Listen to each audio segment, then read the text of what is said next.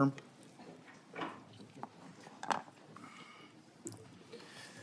Department of Homeland Security, with 260,000 employees and nearly 20 distinct components, epitomizes in many ways unchecked power. Its vast responsibilities from border security and disaster response to counterterrorism and cybersecurity demand rigorous scrutiny to ensure that they are executed within the bounds of the Constitution and with respect to the freedoms of the American people. Nearly 2 years ago, when I became the ranking member of this committee, my team sought to understand the extent of this bureaucratic labyrinth. We asked DHS for a comprehensive list of collaborative entities it participates in, task forces, advisory boards, coalitions, commissions, and the like. The response was astonishingly opaque. They stated there is not a single comprehensive list to address all the collaborative relationships that the department and its components engage in. In other words, we do so much stuff and we're so big we can't describe it for you. But if we can't describe what we have, we got a problem. In plain language, the DHS had really no idea. Think about it. An agency commanding over $110 billion annually can't account for its own activities. This is not just bureaucratic incompetence, it's emblematic of a deeper issue, an agency unsure of its own boundaries and commitments. How can an agency fulfill its mission or earn the American people's trust if it doesn't even know the extent of its own operations? But the problems don't stop there. Instead of focusing on critical threats, like securing the southwest border, DHS has shifted its gaze inward, targeting law-abiding Americans. DHS under the Biden administration has often used its vast powers to target Americans exercising their constitutional rights. It's become an agency more focused on policing speech, monitoring social media, and labeling political dissent as domestic terrorism than addressing genuine security threats. While cartels traffic people and fentanyl across an unguarded border, DHS has spent its time and resources creating partisan disinformation boards, spying on Americans through invasive surveillance technologies. The mission drift is dangerous. Every dollar spent monitoring law-abiding citizens is a dollar not spent securing the homeland. Every moment spent targeting political opponents is a moment not addressing real threats like border security, cyber attacks, or the rising influence of adversarial nation states. The priorities of DHS have been deeply distorted, and the American people are paying the price.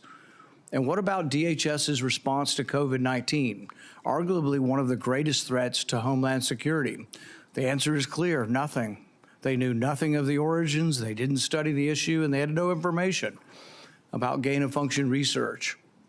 We've seen firsthand how unchecked government overreach leads to waste, fraud, and abuse. We cannot let DHS become yet another agency that operates behind a veil of secrecy. The American people deserve transparency, accountability, and leadership that puts national security and liberty hand in hand, not at odds with each other. Today, we gather to consider the nomination of Governor Kristi Noem to serve as the Secretary of Department of Homeland Security. I hope this hearing will set the tone for this committee's work in the new Congress to restore transparency and accountability to an executive branch that has grown unchecked. Governor Noem, if confirmed, you will lead an agency that has lost its way. Your record as governor of South Dakota and a former member of Congress demonstrates your willingness to make difficult decisions in the face of significant political pressure and to put the interest of the American people first. You have the opportunity today to address how your background and vision will translate to leading one of the most critical and scrutinized departments in the federal government. This is the first of many consequential moments for this committee as we renew our commitment to the constitutional oversight role that Congress must assert. I have no doubt that the nominee will consider in the coming weeks and months that you will be up for the challenge. Governor Noem, thank you for your willingness to serve, and I yield to the ranking member for his opening remarks. Thank you, Chairman Paul. Governor Noem, it's great to see you here today, and I want to first thank you for making yourself available not only to the entire committee, but the discussions that we had in my office, going perhaps a little more in depth in the issues than is possible in a hearing like this, and having that open and frank conversation is something that I appreciate.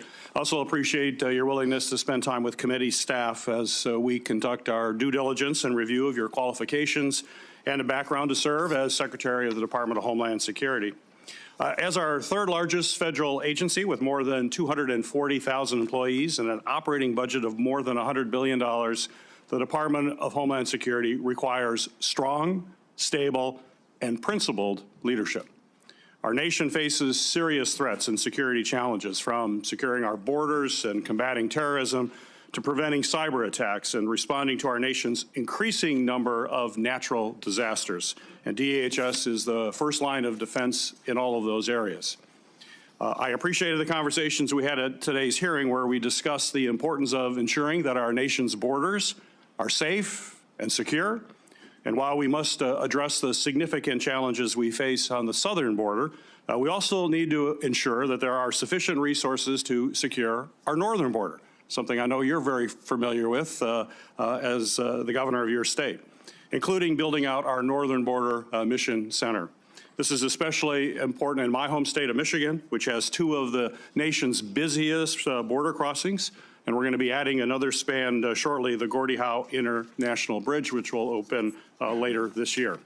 To facilitate the lawful trade and travel at those ports of entry that are absolutely critical to our economy, I've worked on legislation to hire additional U.S. Customs and Border Protection officers to meet increased staffing demands. We must secure our borders, but we also know it is well time past to streamline our immigration and our asylum process as well. In addition to border security, DHS is responsible for addressing many threats that face our nation. Just a few weeks ago, unfortunately, Americans were shocked to see two horrific incidents in New Orleans and Las Vegas, a deadly reminder that terrorism and radicalization remain very real and ongoing threats to our homeland. In my role on this committee, I've made combating foreign and domestic terrorism, as well as extremism, a top priority. In this complex environment, it is essential that DHS continue to focus on all terrorism threats, track and report data to Congress and to the American people, and coordinate between all components to ensure the department is effectively addressing all types of terrorist threats. We've also seen the persistent cyber attacks are still a very serious threat, in fact, an increasing threat. A recent attack from Chinese-based hackers infiltrated the Treasury Department, on top of ongoing Salt Typhoon hack that comprised numerous U.S. telecommunications companies. There's no question that DHS must continue to lead the way in protecting our networks from foreign adversaries, cyber criminals, and so-called hacktivists to prevent cyber attacks from becoming increasingly devastating to our security as well as to our economy. And finally, the Department of Federal Emergency Management Agency must continue to work hard to address the increasing number of natural disasters affecting our communities as a result of climate change.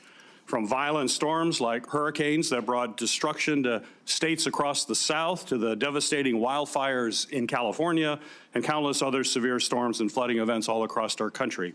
We need leadership at the department that will ensure our nation effectively responds to communities when disaster strikes them. The safety and security of our nation and the American people depend on the department's ability to effectively address these wide-ranging threats. So, Governor Noem, thank you again for your willingness to serve in this incredibly important position. And thank you for being here today. I look forward to having a comprehensive discussion about how you intend to lead this critical department through a series of national security challenges, if indeed you are confirmed. This morning, Governor Noem will be introduced by Majority Leader John Thune and Senator Kevin Cramer. Senator Thune, you're recognized. Well, thank you, Mr. Chairman and Ranking Member Peters and members of the committee. I'm very pleased to be able to be here today to introduce South Dakota's outstanding governor, who has been nominated by President Trump to serve as the Secretary of the Department of Homeland Security. I've known Kristi Noem for a long time. She has a very compelling personal and family story, which inspired her entrance into the public arena, and I'm sure you'll hear a little bit more about that from her. But I've observed as she has gone through the state legislature as a leader there, State House of Representatives, the U.S. House of Representatives, where she was our only member from South Dakota, representing our state's interests there for 8 years, and now currently as South Dakota's governor. And I think she brings to this job a number of things that are going to be really essential. And one is obviously a skill set when it comes to managing hard problems. She led our state through the pandemic, managed what were extraordinary circumstances all across this country in a way that made South Dakota, frankly, a magnet for people from other states who were trying to flee or get away from some of the heavy-handed requirements that were imposed in other states around the country. Our state stayed open, stayed free, and that was largely due to her leadership. And I would say, too, as we tackle what is an enormously complicated and hard issue, which is our southern border, it's going to require a skill set, which I believe she possesses. It's going to require a tremendous amount of persistence and determination, which I think she has, an enormous amount of energy, which she has in abundance, and frankly, what I would say is just absolute toughness. It's going to take some tough and hard leadership to get things back in order. And I want to refer to something she said in her State of the State address earlier this week to South Dakotans, and that is that over the past 4 years, we've seen a complete disregard for the security of our borders and the safety of the American people, to say nothing for the rule of law. Chaos at our southern border and the Biden administration has left our country vulnerable to a whole host of security concerns, from terrorist entries to cross-border criminal activity like drug trafficking. I think it's well documented, and I think it's high time that it gets fixed. And we have somebody nominated by the president that I believe has the capabilities, the qualities, the experience, and again, frankly, the determination and toughness to solve what is a very, very tough issue, and one which is desperately in need of solutions. So I'm pleased to be able to be here today to introduce our great governor and to thank you for your consideration. I look forward to this committee acting on her nomination, and I look forward to voting for her on the floor of the United States Senate to be the next Secretary of the Department of Homeland Security. Thank you, Mr. Chairman. Senator Kramer. Thank you, Chairman Paul, Ranking Member Peters, colleagues. Once again, I find myself in full agreement with the Majority Leader. It's a good place to be in our business. So this is a very special opportunity for me. And first thing I want to do is thank nearly all of you. I got into almost every one of your offices with Kristi as her very amateurish sitting Senator Sherpa. And the blessing for me was not only to be with my good friend and former colleague, but to learn a lot about this committee that I'm not on, and to get an inside view. And Gary, especially learning how we can work together at the northern border and how similar, although very different, Michigan and North Dakota are. So thank you for your hospitality. You were all very kind to Kristi and to me. But Kristi is a former colleague. You know, when you're the only member of a body of 435 from an entire state, it's really important to have friends. So together, Kristi and I were two out of 435. And if we could get Montana, Wyoming, and Alaska, there'd be 5 of us that could take on the fight. But I know this, I remember our very first year, my first year, it was not hers, my first year in the House, the unthinkable happened, and the House of Representatives failed to pass a farm bill. And all I can tell you was the least secure homeland person in America was the Speaker of the House and the Majority Leader the next day, when Kristi and I doubled up, and eventually we got a farm bill done. I say that because we are living at a time, and Senator Peters, you used the words strong, stable, and principled. I can't think of 3 better words to describe Kristi Noem than those 3 words. I would add this. I'm not surprised that President Trump turned to Governor Noem. Securing the homeland is the #1 priority, our #1 priority, our #1 constitutional priority as a Congress. And it is for sure the #1 priority of the voters in the last election. And it is the #1 priority for President Donald Trump.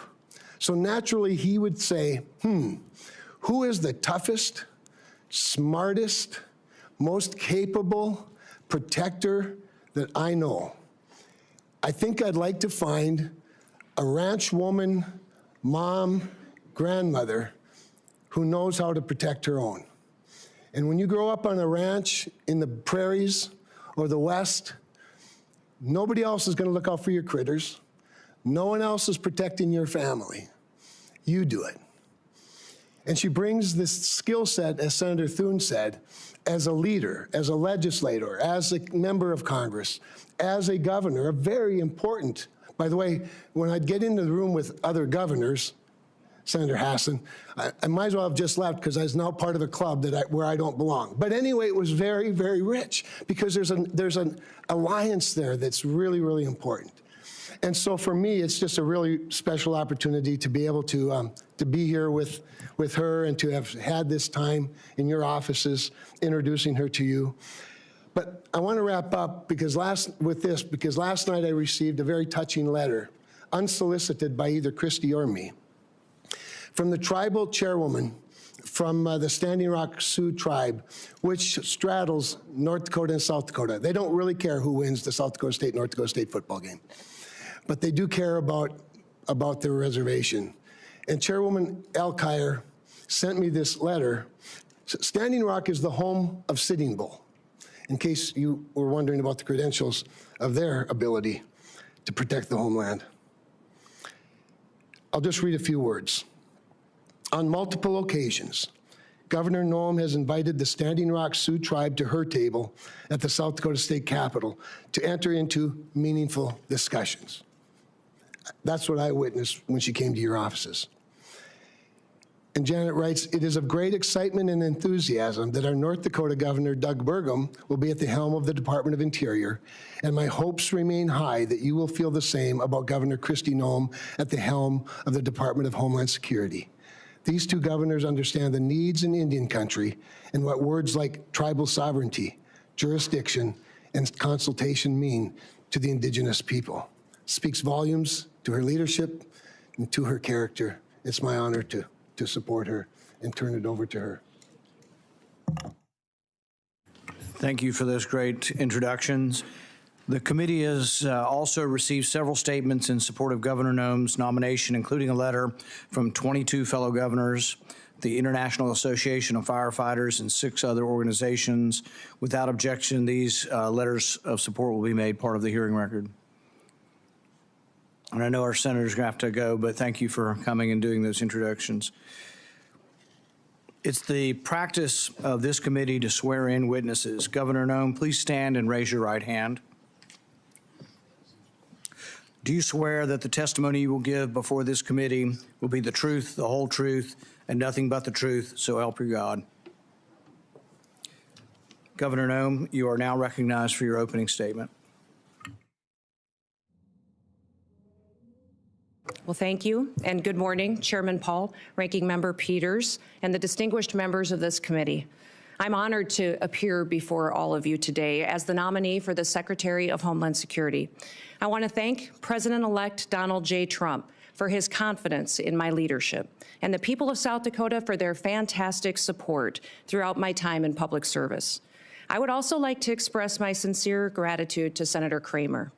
He has been an invaluable resource to me throughout this process and given me much wisdom as well as insight into the thoughts and the procedures of the Senate and this body. And I'd also like to express my gratitude to Senator Thune, the majority leader of this esteemed body.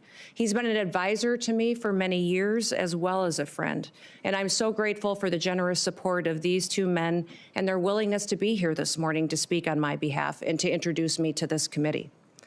Now, I'm a wife and a mother and a grandmother, a farmer, rancher, business person. I've served in our state legislature, in Congress for 8 years, and also a governor. I've spent my entire life in rural America. I understand what it means to work hard every single day and to build a better future for your kids and for all of our communities.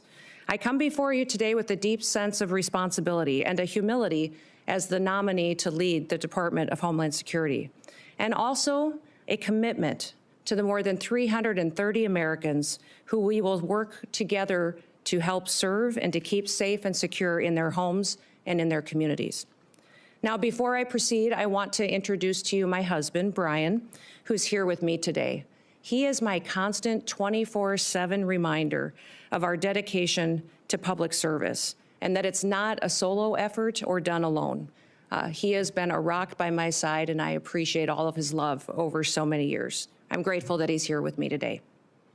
Now, securing our homeland is a serious, sacred trust that must be relentlessly pursued and can never be taken for granted.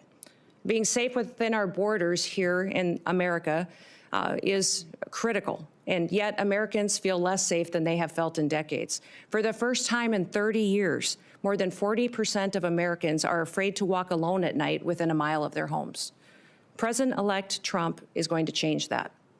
I've seen firsthand the challenges and the opportunities facing our great nation. In the 20 years since the Department of Homeland Security was formed, the nature of the threats to our homeland has grown and they've evolved. This department was created in response to the failures of the government that led to the September 11th, 2001 terrorist attacks. And that reality is not lost on me, especially in the wake of the recent terrorist attacks over New Year's. Now, I've led South Dakota for the last 6 years with a focus every day on making our state safer, stronger, and freer.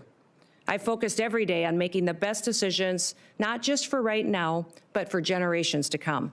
I've overseen a state budget of over $7 billion and a state employee workforce of more than 13,000, including more than 7,000 that report directly to the governor. I've addressed important issues like cybersecurity, human trafficking, drug interdiction, and also natural disasters, the same challenges that are facing so many of you and the people that you represent back home.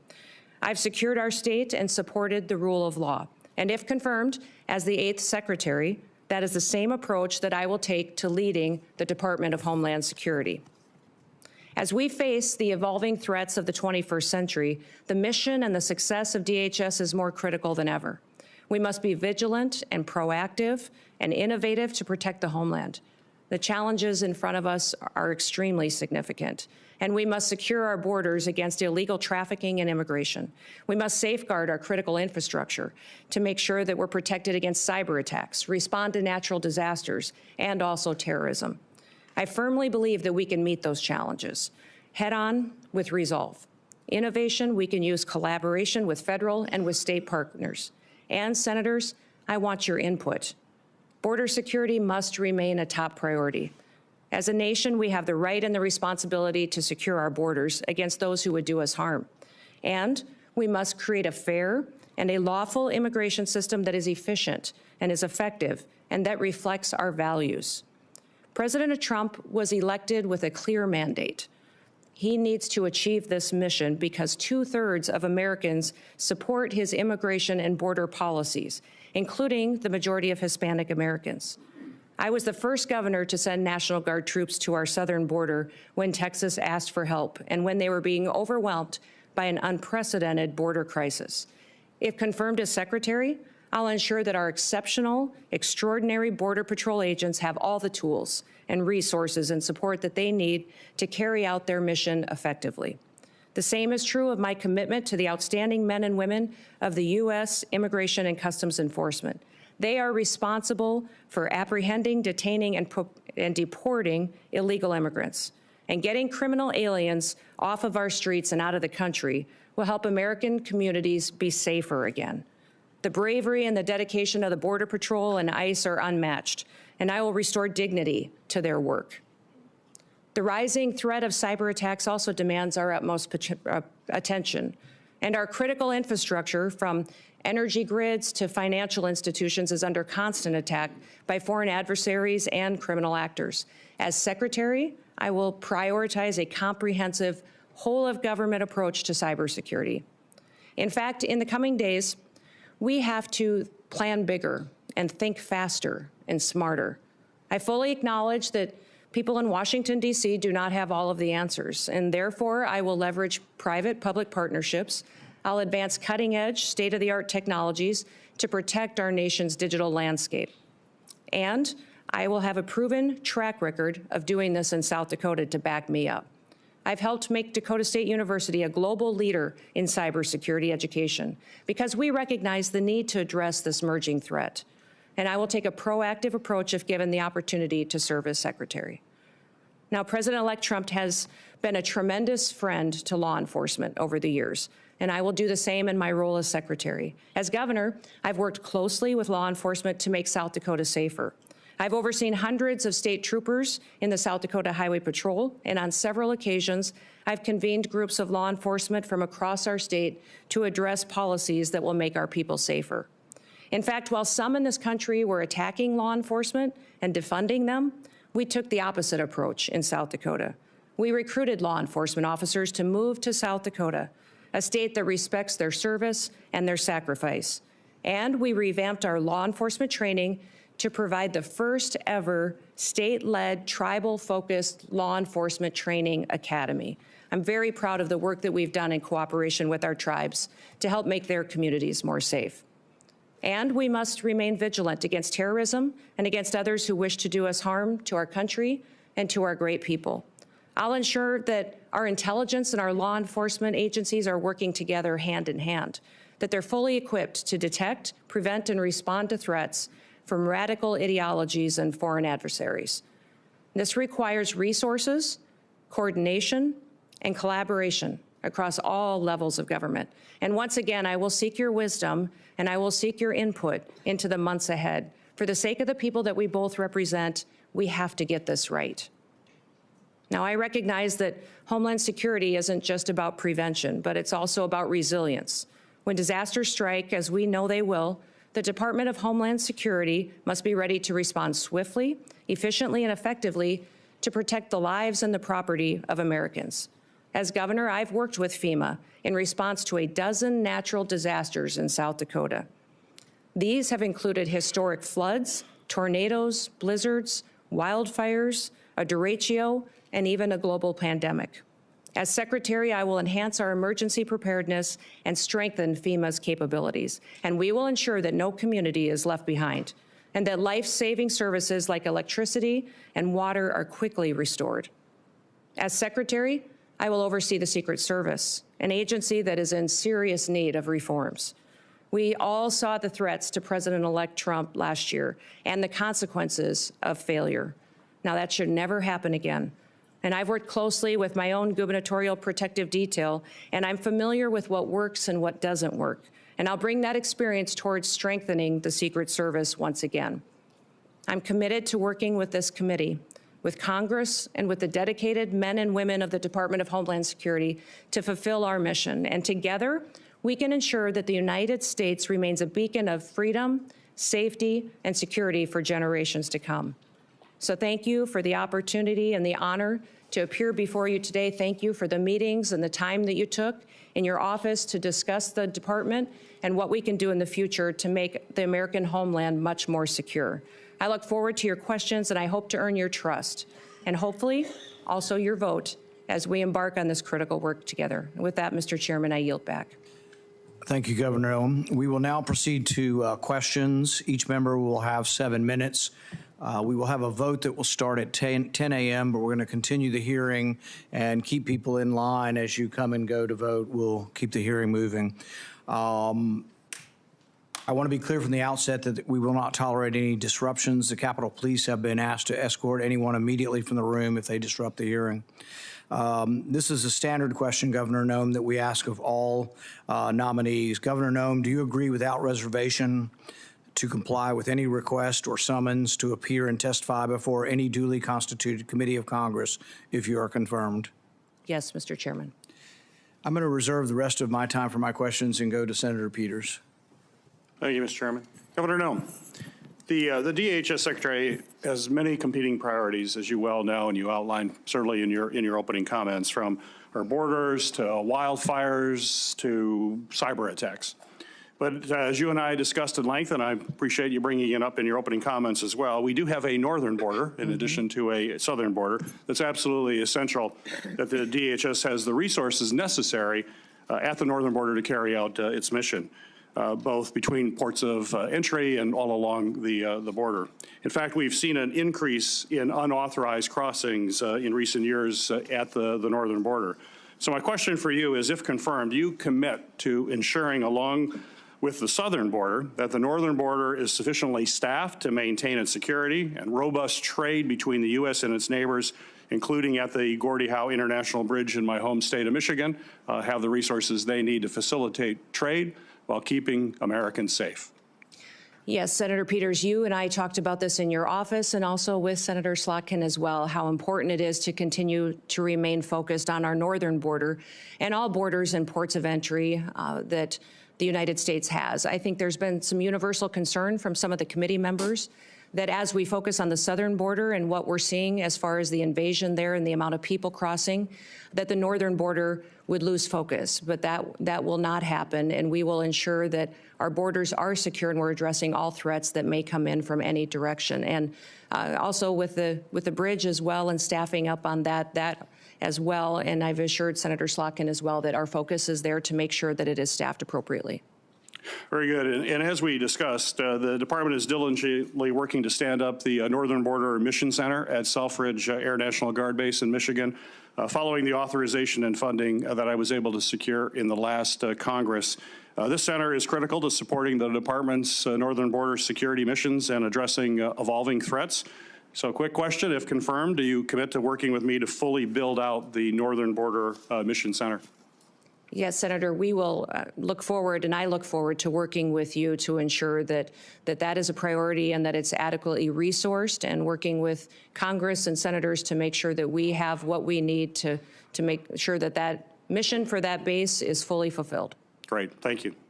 On New Year's, we witnessed two incidents that reminded us that terrorism and extremism remain serious threats to all Americans. Both DHS and the FBI have consistently said that the most persistent threat to the homeland is from U.S.-based individuals or small groups radicalized by a variety of ideologies, from white supremacy to ISIS to al-Qaeda. We must certainly continue to focus on people who are radicalized here in the United States with the intent of terrorizing our communities. So my question for you, ma'am, is how do you plan to address this threat of U.S.-based terrorists?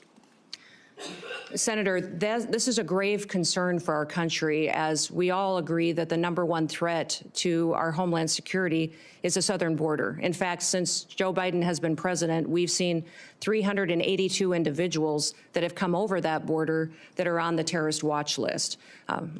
Behind me have the governor of Louisiana with me. And he and his state and people in this country went through a horrific event on New Year's Day, and one that we never want to see repeated again. But this governor behind me is concerned also about an upcoming event, which is the Super Bowl coming shortly, which we need to do all that we can to work together, that he has the reassurance that the federal government, that the Department of Homeland Security is prepared to help him protect that event and to keep people safe while they are there. Those 382 terrorists, or known terrorists, that have come over our border, we don't know necessarily where they are because of what has been happening under Joe Biden's policies. Now, President Trump obviously won the last election with a clear mandate, and that mandate is for the American people to secure that border. But also, we need to focus on domestic terrorism and homegrown terrorism, which you just referenced in your question. Homegrown terrorism is on the rise.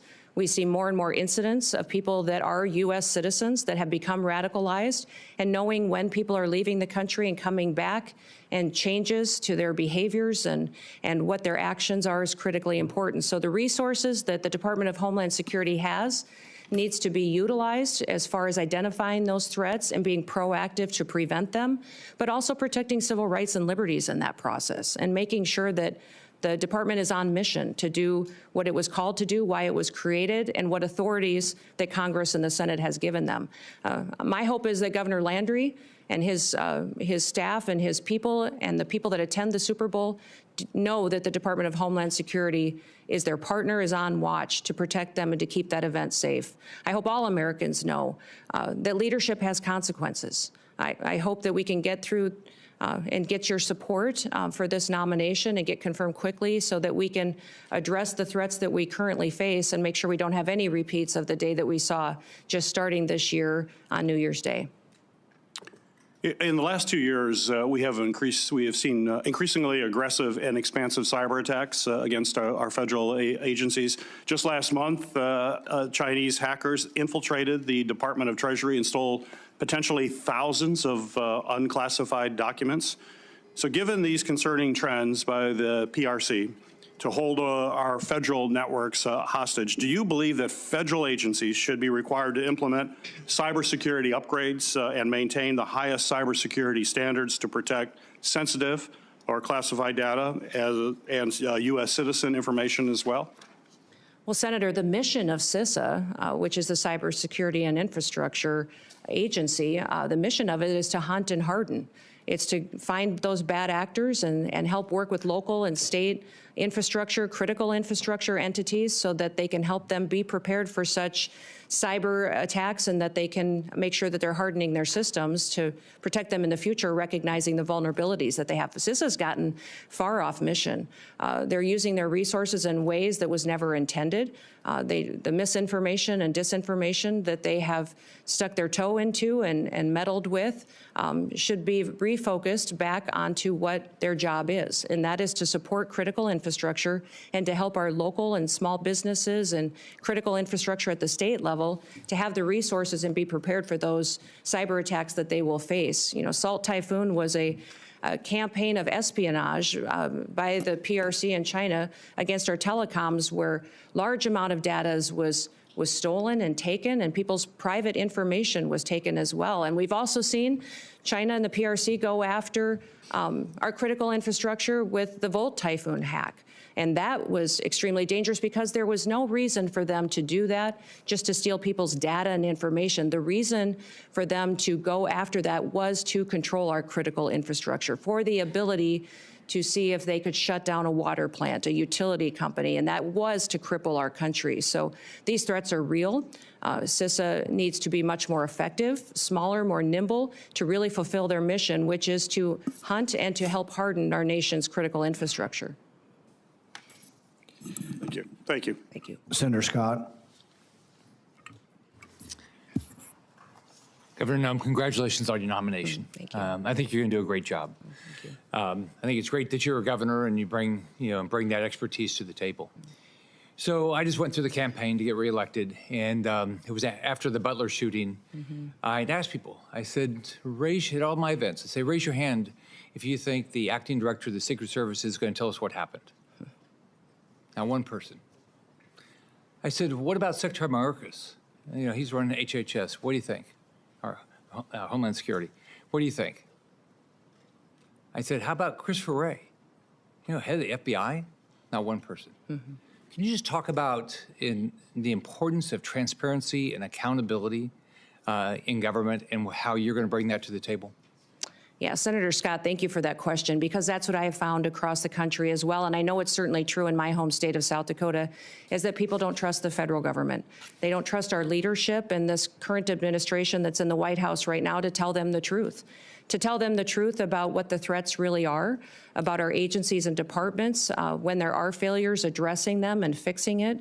The Secret Service is one of those perfect examples. They need leadership that understands why that Secret Service was created and what it needs to do. There's two elements really that the Secret Service is tasked with, and that is protective detail and then also investigations. Yet we see investigators within the Secret Service out there investigating antiquities and other things that are off mission when they should be focused on making sure we're addressing national security events with the protocols that are necessary and protecting the individuals that they're charged with and getting that skill set and training that are necessary. That's been compromised by not having enough people there and being adequately staffed and resourced. But frankly, the leadership hasn't been honest about talking about it. We saw this with the drones over New Jersey as well, the federal government not answering the questions from the public. And when they finally got a straight answer out of President Trump, they felt reassured that somebody recognized that this was something they were questioning and that they deserved answers. My goal and my mission is to build trust. We will undertake a large job and a large duty that we have to fulfill, that the American people expect us to do by securing our border, to make sure that our nation is a nation with borders, or we're no nation at all, and that we are making sure that those criminal actors that are perpetuating violence in our communities and in our cities and towns and states are removed from this country, that there's consequences for breaking the law in our country again. There has to be consequences, because when Americans break the law, there's consequences.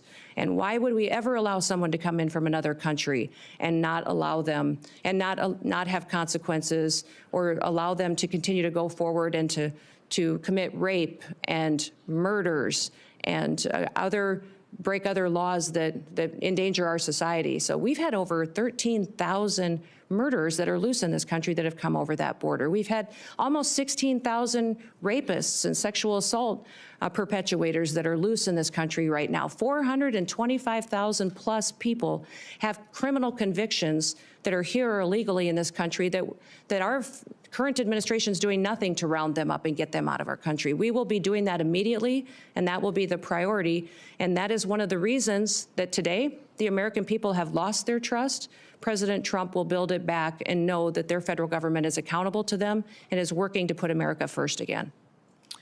So Joe Biden completely opened our southern border and dismantled our entire immigration system.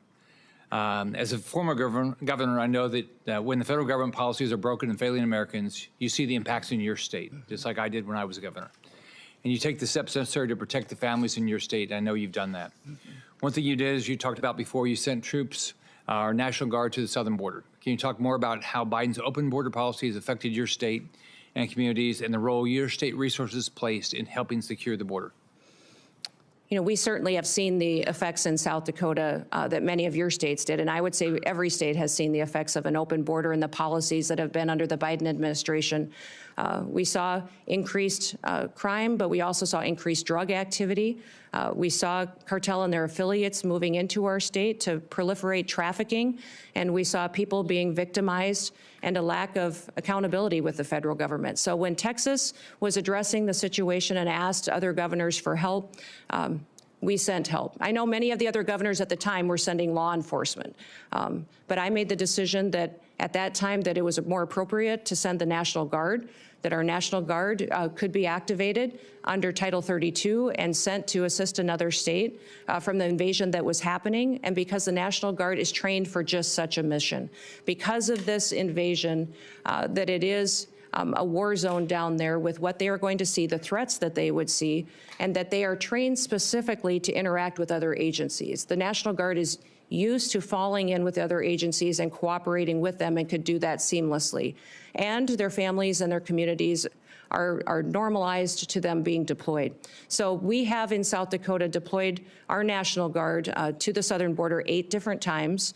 2 of them were federal deployments that the Biden administration sent them down there. One was to send our Lakota helicopters, which were used for surveillance and the drug interdiction that was going on down there. But 6 other times I sent them under state activation to partner with Texas and other states in securing our southern border. They did security operations. They also did building of the wall and partnered with Texas, recognizing the failures of the federal government. The failures of the federal government are significant, and we've seen our families and communities devastated by those effects, by the drug epidemic, by the trafficking that's going on, the increased crime.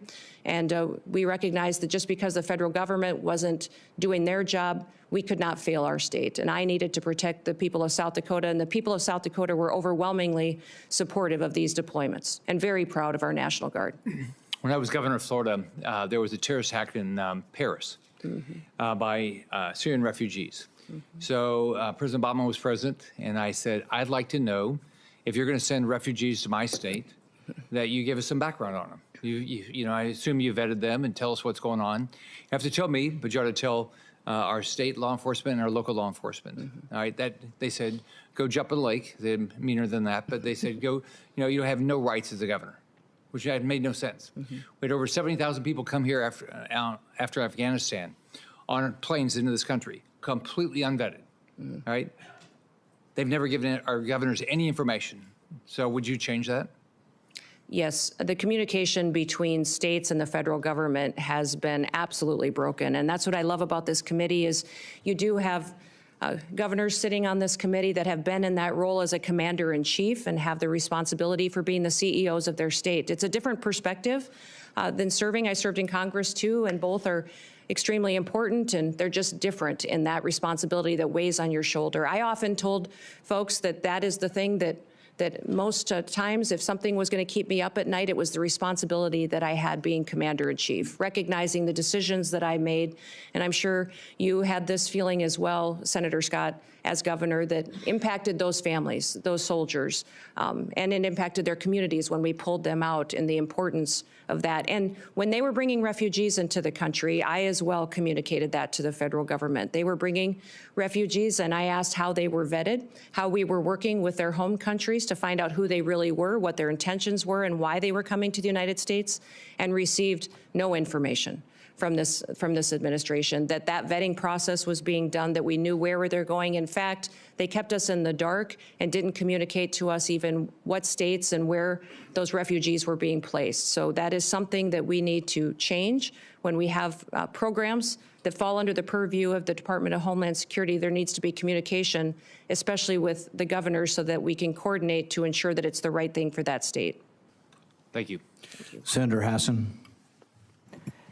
Thank you, Mr. Chair, and welcome, Governor Noem. Really appreciate you being here. Welcome to your family as well. Thank you. And families do share in this kind of public service, and we appreciate them very much.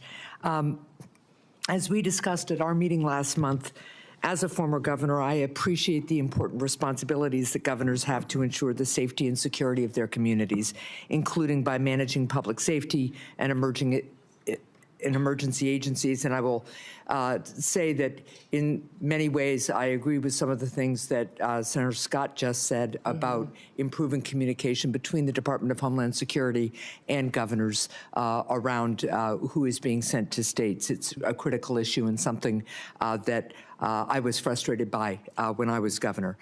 So I look forward to hearing more today about your priorities, if confirmed, about how your experience as governor would help you run the Department of Homeland Security. Let me just start by following up with a question that Senator Peters had also touched on.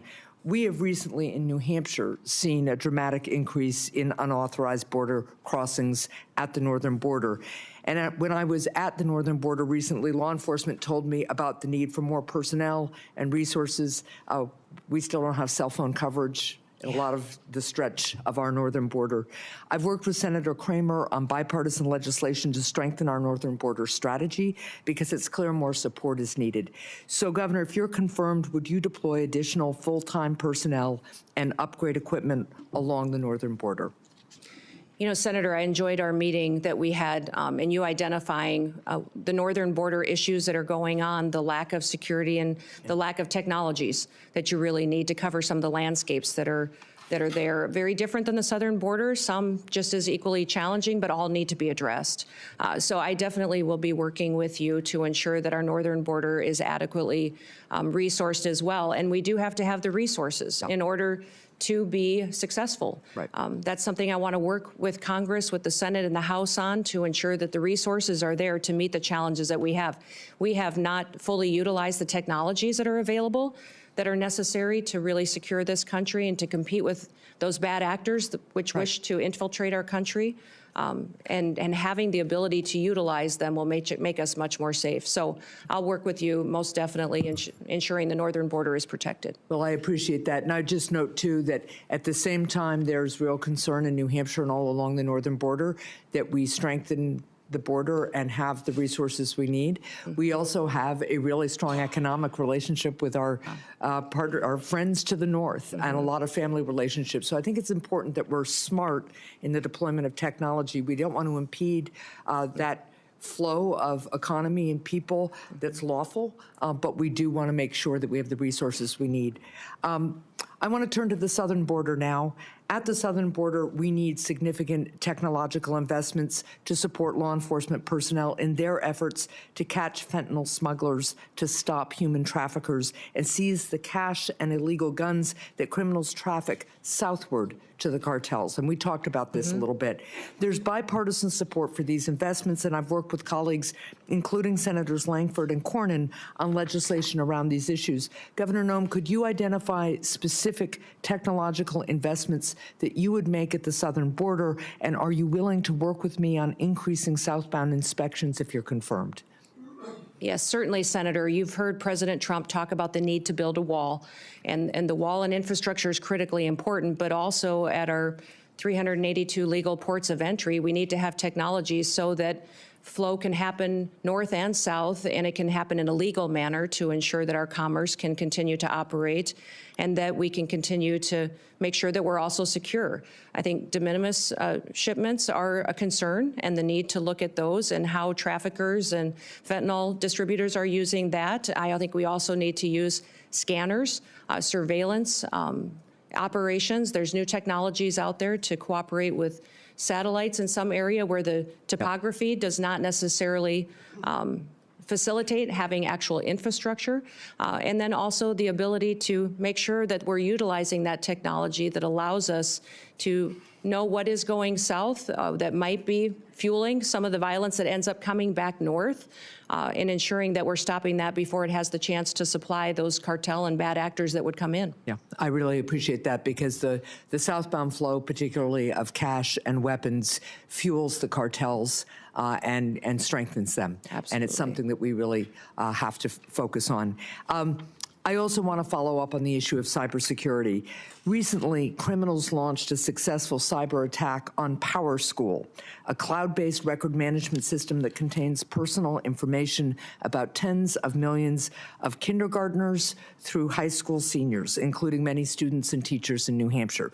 This cyber attack on PowerSchool comes as schools and local governments across the country have seen a surge in cyber attacks on their systems.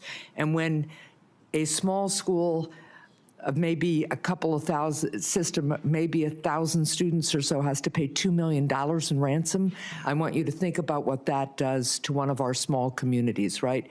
So Governor Noem, if you're confirmed, how will you empower the Cybersecurity and Infrastructure Security Agency to improve the cybersecurity of state and local governments in the United States? Well, thank you, Senator. If I am confirmed and have the opportunity to serve as secretary of this department, I'll be following the Constitution and the rule of law, and then getting these departments back on mission to why they were created and why they are existing. What CISA should be doing is helping those small entities, those schools, those local city governments, the state governments, and the small businesses that are critical infrastructure that don't have the resources to stay on top of the critical protections that they need to enact. Well, let me follow up just quickly on that one point. It's something we discussed when we had our meeting. I worked with Senator Cornyn on a bipartisan bill that became law that created a cybersecurity grant program for state and local governments. This is in addition to each state getting a cyber coordinator to help on the ground. We discussed this program, and I know you as governor had some reservations about the structure of the program. But if confirmed, will you commit to working with Congress to adjust it? I'd love your input about what gave you pause as governor. I think there were only 2 governors who didn't participate in the program. And I hope that as we work on the concerns you have, you'd work with me to adjust and reauthorize the program. Yes, all grants within the department will be evaluated when I come in and be looked at to see what we can do to make sure that they're actually fulfilling the mission to which they were established. What I would say about the cybersecurity grants in South Dakota, when I came in as governor, one of my main priorities was to bring the next industry into the state. And I determined that that would be technology and cybersecurity. In fact, we have Dakota State University in our state, which is a cybersecurity national leader in training those cyber warriors that we need to protect us and keep us safe. I've since then partnered to grow and double the size of that school. We train a lot of NSA employees in South Dakota. And so understanding cybersecurity and my experience in that, I think, is critically important to the department and bringing it to the table to do this. You talked about why we didn't take that cybersecurity grant in South Dakota, and it's because the requirements of that grant would have caused me to grow my state government. The administration costs of it would have been much more than what it would have been able to facilitate at the local level, and our state was already proactively helping these individuals that needed the resources to secure their systems. Well, I appreciate that. I'm way over time. There were very few requirements purposely in that grant program other than to make sure the money was being spent the way we authorized. But let's continue to talk about that. Thank you. Senator Hawley, Thank you, Mr. Chairman. Governor Noem, welcome. Congratulations on your nomination. I'm delighted to see you here. I do notice the chairman of the Ways and Means Committee is over your shoulder there. I'd have to question your judgment about who your friends are based on that. The great chairman from the state of Missouri. It's fantastic to have you here. You know, the Department of Homeland Security is not particularly old, but you already have what I hope will soon be the distinction of succeeding the worst secretary in the history of the Department of Homeland Security. Alejandro Mayorkas has been an absolute disgrace to that department and frankly to this country. And I'm delighted to see you willing to step up and serve. Let me just ask you something. I repeatedly asked your predecessor when he sat where you're sitting whether the southern border was secure. And he repeatedly told me under oath, it is secure, Senator. And he repeatedly said under oath, our policies are working, Senator, meaning the Biden administration policies that, of course, gave us this devastating open border. So let me just ask you, is the southern border secure as we find it today? Senator, no, the southern border is not secure today, but in just 3 days, we will have a new president in this country, President Donald J. Trump, and he will secure our border. That is refreshing candor. I'm glad to hear it. Let me ask you about a young man from my state. This is Travis Wolf, who's 12 years old when he was killed just over a year ago by an illegal migrant who mowed him down, and I choose my words carefully, mowed him down in a motor vehicle, hit him head on, doing 75 and a 40, killed him. Others were severely injured. Just yesterday, a witness sitting where you are sitting today told this committee that migrant crime is, and I quote, not an actual concern. Not an actual concern. In a hearing before this committee advising us to drop the Lake and Riley Act and not focus on migrant crime. You know, in my state, with the death of people like Travis Wolf and Officer David Lee, who was assaulted and killed in St. Louis, and officers in Kansas City who have been assaulted by illegal migrants, and others who have been carjacked and stabbed, would you agree with me that migrant crime sure as heck is an actual concern and that you intend to do something about it? Yes, Senator, absolutely. And I am so sorry about Travis and my prayers go out to his family. I can't even imagine what that is like. And thank you for telling his story, because there's so many families in this country that have that same story.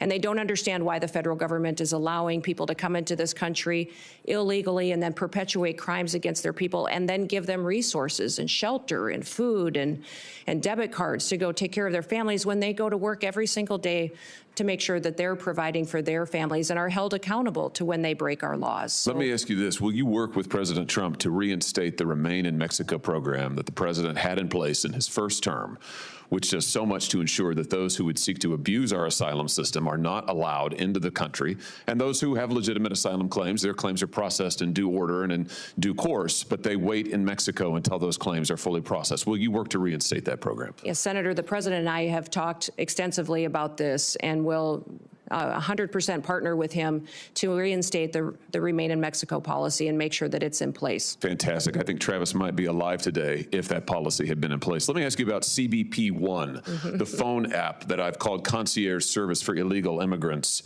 I'm sure you're familiar with it. This was the Biden administration's effort to allow asylum seekers to apply ahead of time using their phones, but not actually to provide any evidence that they needed asylum. There was a newspaper report, a press report that said the only problem with the app is it never asks users, are you seeking asylum? They don't ask for any asylum evidence. They simply release these so-called asylum seekers who use the app into the country on parole. Sometimes they're never given a hearing. The Inspector General actually did a report, a full investigation report on CBP One, and found that frequently users of this app were claiming the same addresses in the United States as their intended destination, even though they didn't know each other, they weren't family connections. In other words, it has been completely abused. And the idea that the federal government would pay for this kind of concierge service for illegals, I think, is outrageous. Will you end the use of the CBP One app? Yes, Senator, if confirmed, and I have the opportunity to be secretary on day one, CBP One will be shut down. There's data and information information in there that we will preserve so that we can ensure we know who's coming into this country and who's already here that we need to go find, but also we make sure that there's another program, CHNV, which I'm sure you're very familiar with, where our federal government actually paid to fly people into this country directly from other countries without any vetting or knowing who they are. So there's several of these programs that need to be eliminated, and we need to ensure that we're following legal immigration laws. I'm glad you just mentioned CHNV. This is this is a mass parole program. Of course, as you know, our law allows parole in only very limited circumstances. There are 2 circumstances, and it requires case-by-case evaluation.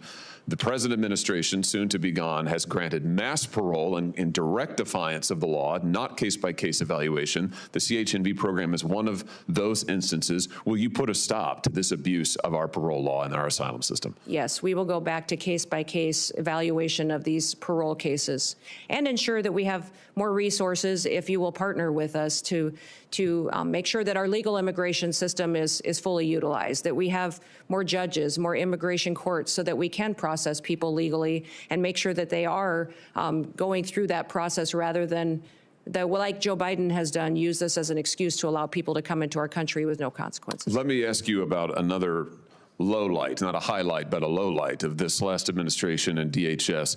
Your predecessor, the current Secretary of DHS, established a disinformation board using taxpayer resources to police speech on the internet and elsewhere, to tag American citizens' viewpoints as either legitimate or not legitimate, and use the power of the state to censor them, including having them removed and perhaps penalized. This has got to be the darkest chapter, I think, in DHS's short history.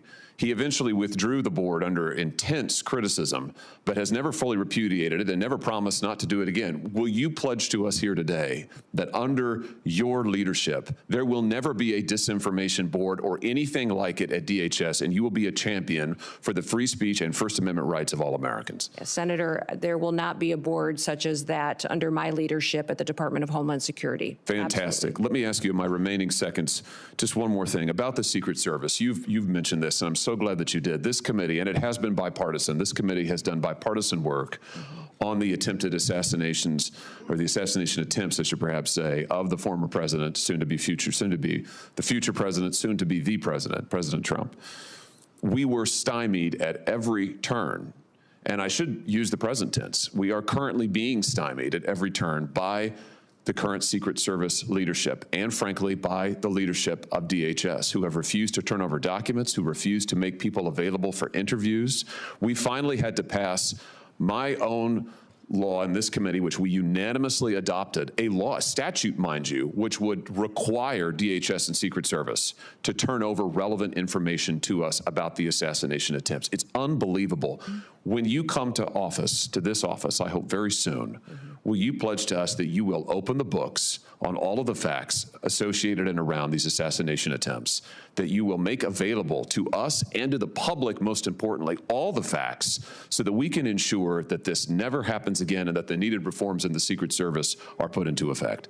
Yeah, Senator, if I am the Secretary of Homeland Security, I will certainly work with you to build transparency and make sure the facts are shared with you and your committee. I know that you've been very frustrated by the lack of transparency from the department, and I want to thank those of you that have worked on that report that was put together on these assassination attempts. I know it was a bipartisan report and investigation that this committee conducted, and I appreciate you focusing on that, and I will work with you to get the information so that you have the truth of really what happened there and the failures so they can be fixed. Thank you. That's a great place to end. And a high note, as I see my friend Senator Blumenthal, who did fantastic work on this effort, and it will be an incredible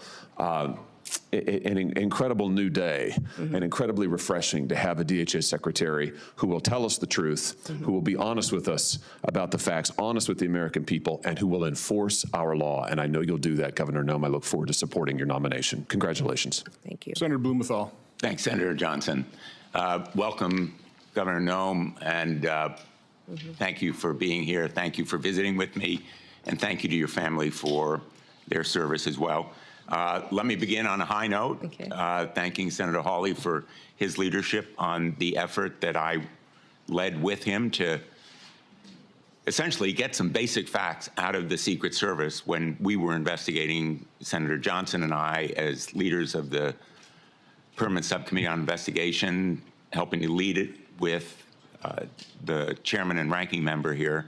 And I'm hoping that you've read our report and that you will agree to begin implementing its recommendations, which call for major reforms, in my view, a house cleaning top to bottom in the Secret Service, and greater transparency with this committee and with the American public. Yes, sir. I will certainly work with you to do that and to work to make sure that we have that transparency and the committee has the information that it needs to do due diligence of its oversight. Our investigation is continuing. Yep. Senator Johnson and I have discussed it, and we will be making more requests to pursue the fact-finding that is so important. I want to ask you about disaster relief. California is on fire. The fires raging there are going to leave destruction and devastation that is heartbreaking. I am really disappointed with some of the statements that President-elect Trump has made. For example, saying that, quote, we won't give him, referring to Governor Newsom, money to put out all his fires, and if we don't give him money to put out fires, he's got a problem. The specter is there of potential discrimination based on politics, withholding money from California or other states. It's not an unfounded fear. In the last administration, there were public reports about President Trump withholding money from the state of Washington because of his disagreements with Governor Inslee. Connecticut, like the rest of the nation, suffers from these natural disasters. Most recently, in August, we were hit by major flooding, and these natural disasters are going to become more frequent, as will be the need for the federal government to meet the requests for declarations of natural disaster. I assume you will agree with me that withholding disaster relief by President Trump or any other chief executive of the United States is a violation of his duty and of law.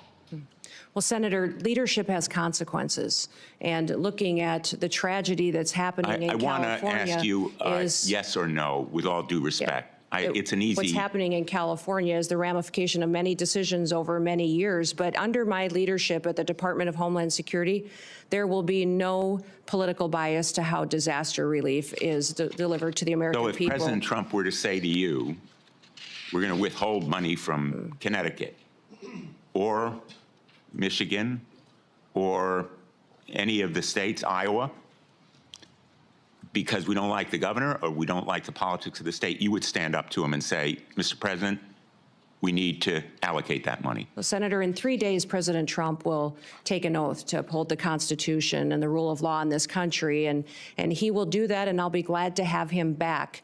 And I don't speak to hypotheticals, which is what you're asking me to do, but what I will tell you is that as Secretary, I will do the same. I will deliver the programs as the Well, it's laws more than a dictate. hypothetical, with all due respect, and I apologize for interrupting you, but my time is limited, as you know, as a veteran of these hearings. It's more than a hypothetical. It's based on experience with President Trump withholding money from Washington State and elsewhere. I need to know from you, will you stand up to the President and say, no, the Constitution and the Impoundment Act requires us, for example, to allocate the $100 billion that we have just appropriated in the last session to states like Connecticut, $3 million, Texas, $10 million, almost every one of the states represented here. Will you say no to the President if he withholds that money? Sir, I don't know about the scenarios that you're referencing with President Trump, but what I will tell you is that if given the chance to be Secretary of Homeland Security, that I will deliver the programs according to the law and that it will be done with no political bias. And if the programs change, or if you decide to change the rule of law, then I will follow that while adhering to the Constitution. So you pledge to allocate and distribute that $100 billion according to how the program is written with no political bias. Every American deserves to be there and have disaster relief the same as their neighbors. Basically following the law. Yes.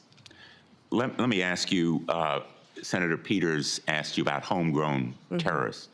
The New Orleans tragedy was the result of a homegrown terrorist born in this country, radicalized by ISIS. And it reflects the reason why the intelligence community, the FBI, almost all of our law enforcement has said repeatedly, domestic violent extremism is the most lethal and persistent threat to our security. That terrorist was radicalized by ISIS. The investigation is underway. We don't know all the facts, but we do know that he was a military veteran, and ISIS was responsible for radicalizing him. Shouldn't we focus on ISIS as a threat to this country's security? Senator, certainly we should be focused on all threats to this nation's security. That's the mission of the Department of Homeland Security, and homegrown terrorism is growing. We have more and more incidences. The tragedy we saw and the terrorist attack in New Orleans. What will you do to combat it? What will you do to stop ISIS and other extremist organizations from radicalizing people in this country? Well, certainly, Senator, I'll continue to work with the administration and our partners and the Department of Defense, the intelligence agencies, also within Secretary of State and the other branches and cabinet officials to make sure we're bringing all resources to bear to identify and to stop these types of terrorist activities. What I would say is the cybersecurity and intelligence elements that we have within the Department of Homeland Security have been incredibly siloed. They have not communicated with other intelligence agencies like they should and partnered.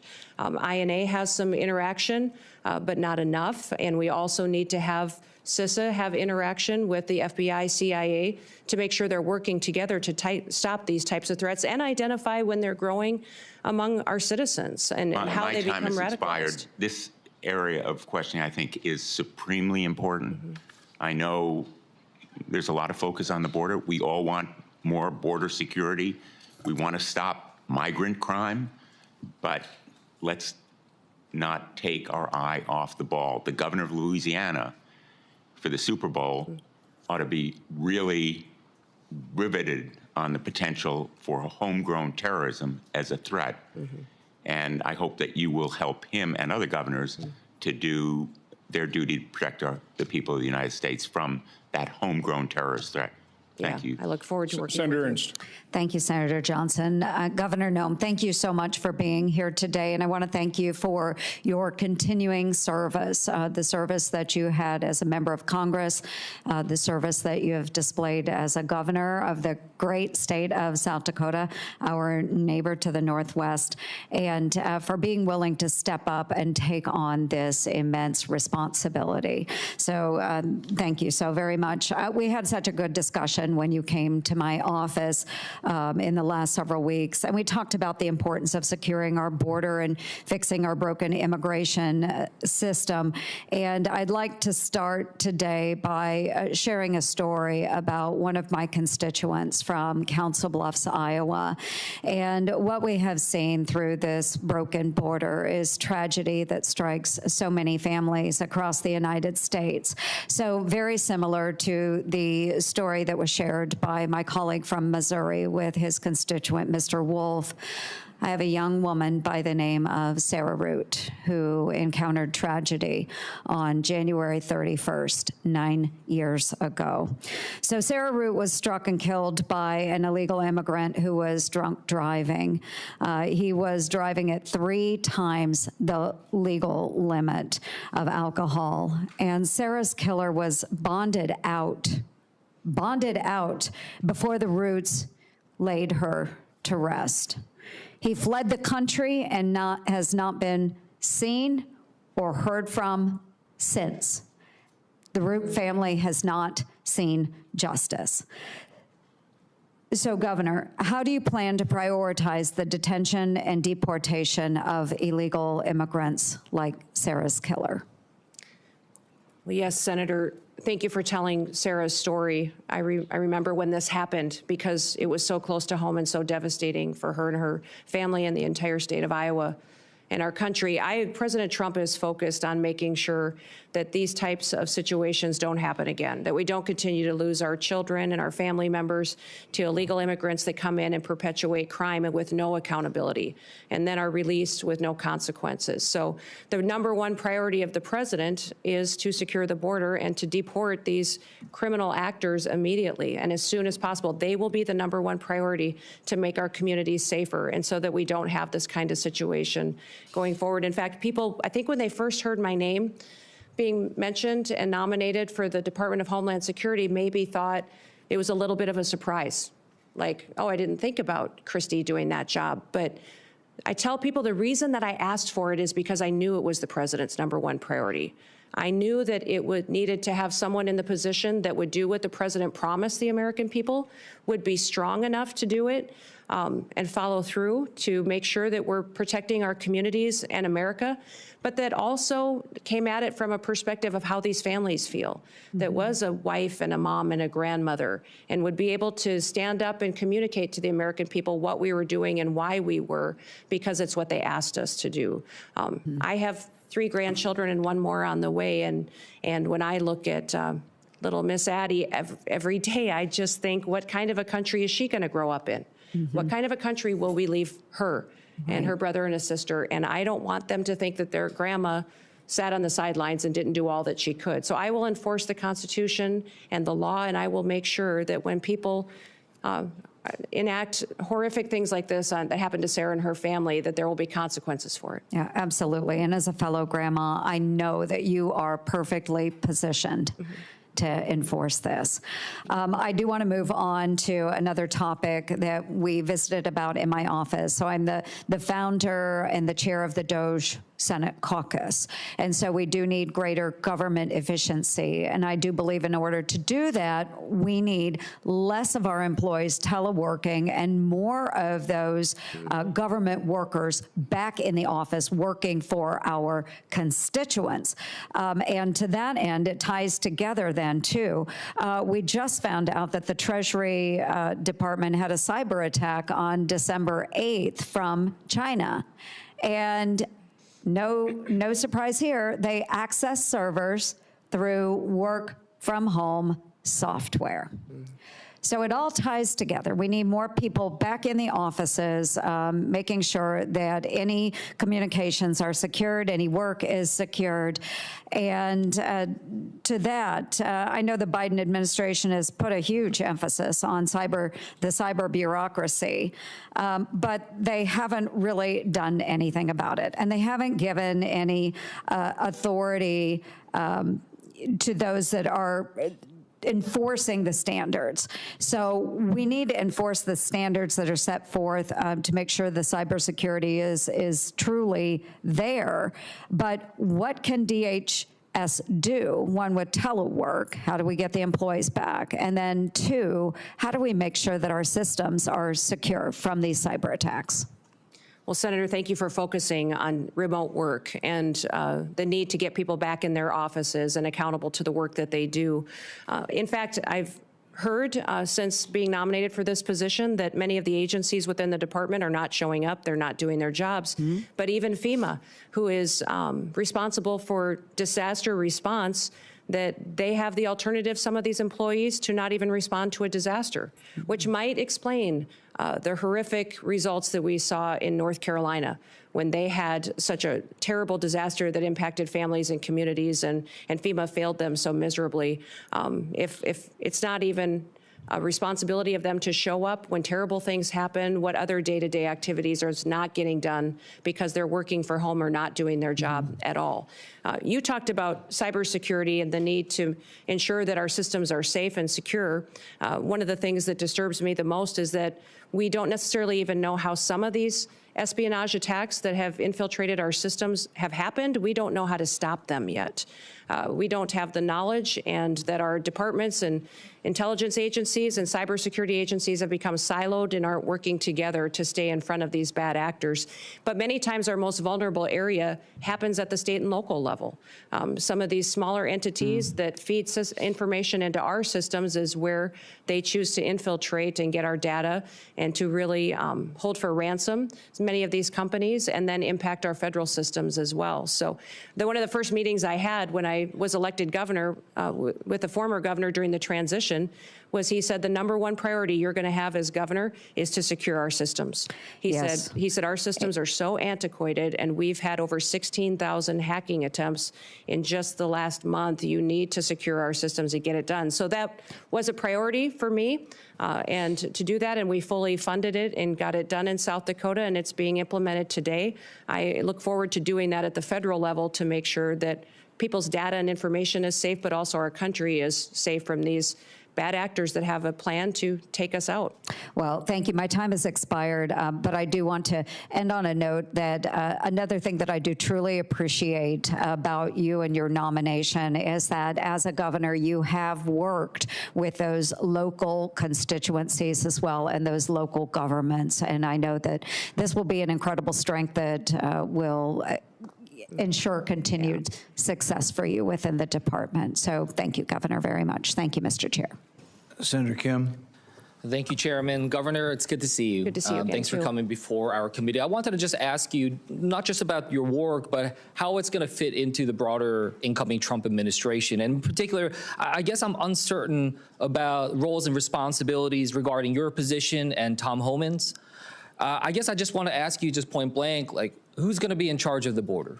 Well, the president will be in charge of the border. It's a national security issue, and the president is in charge of this country and has made a promise to the American people, and we will fulfill his agenda.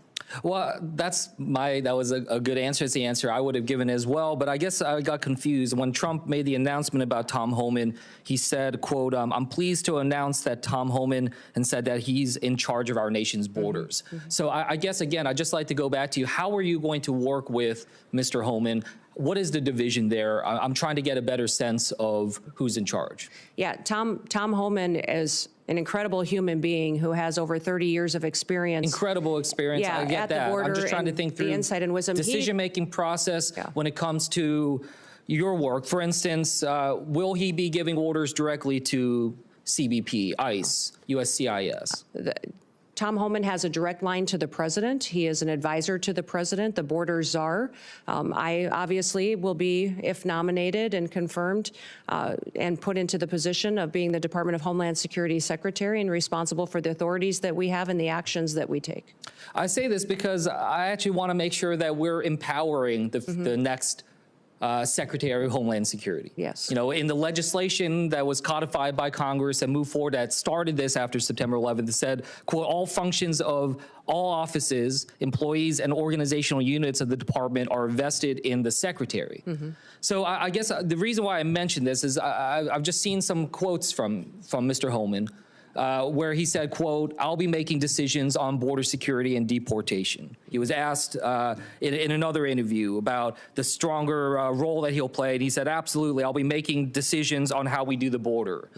So I just raise that as a concern of mine, because not only is that about the function of our executive branch, but also the capabilities of this committee to be able to properly do our constitutional duties for oversight, the ability for us to be able to have that conversation. We can talk to you, engage with you. That is the direct way. But if he is going to be making decisions, then he should come before this committee as well. And I know that that's something where, as far as I know, his role will be directly at the White House, is not something that will be under the purview directly of this committee. So I just wanted to raise those concerns. Yeah, Tom and I work very well together and talk and communicate all the time, and we'll be working together on a daily basis when we're in our positions under the new administration. And I would say there's no authorities being planned to be taken away from the department or myself if I'm in the role, and we'll continue to oversee signals. You can understand how people in my home state, maybe around the country, when they hear Mr. Homan saying, I'm making the decisions, when they hear President-elect Trump say he's in charge of our border. So, I urge, that we're going to try to do our best to try to make sure we're empowering the department, empowering the next secretary, because that's where our laws are invested in our decision making. Yeah.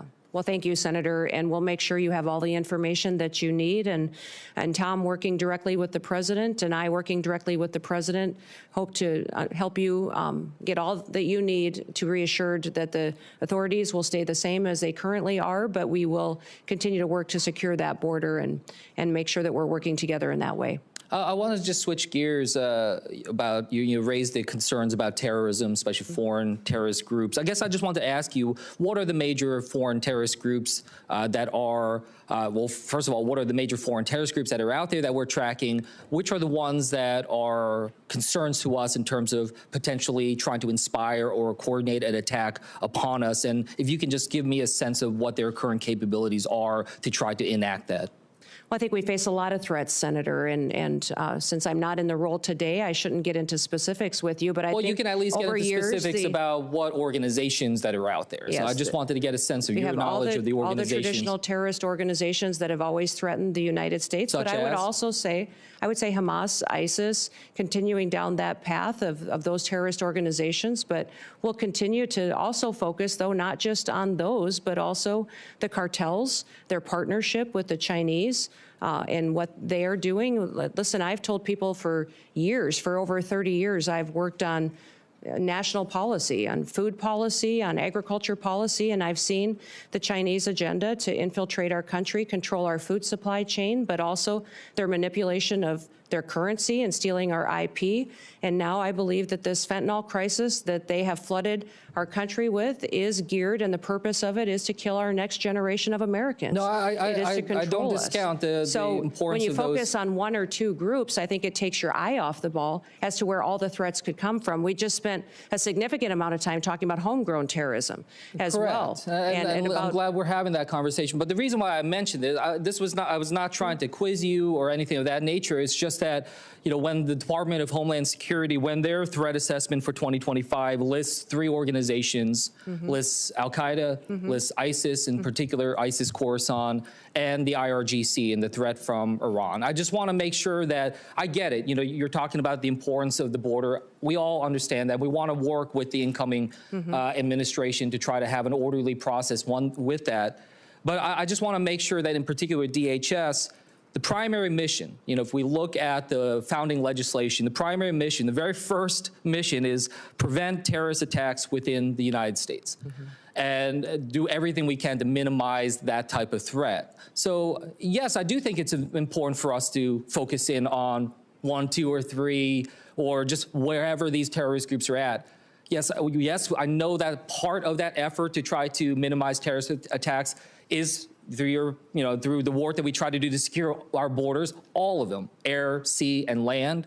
But the primary mission still is about preventing terrorism, not just the border security. That's a tool to be able to accomplish that.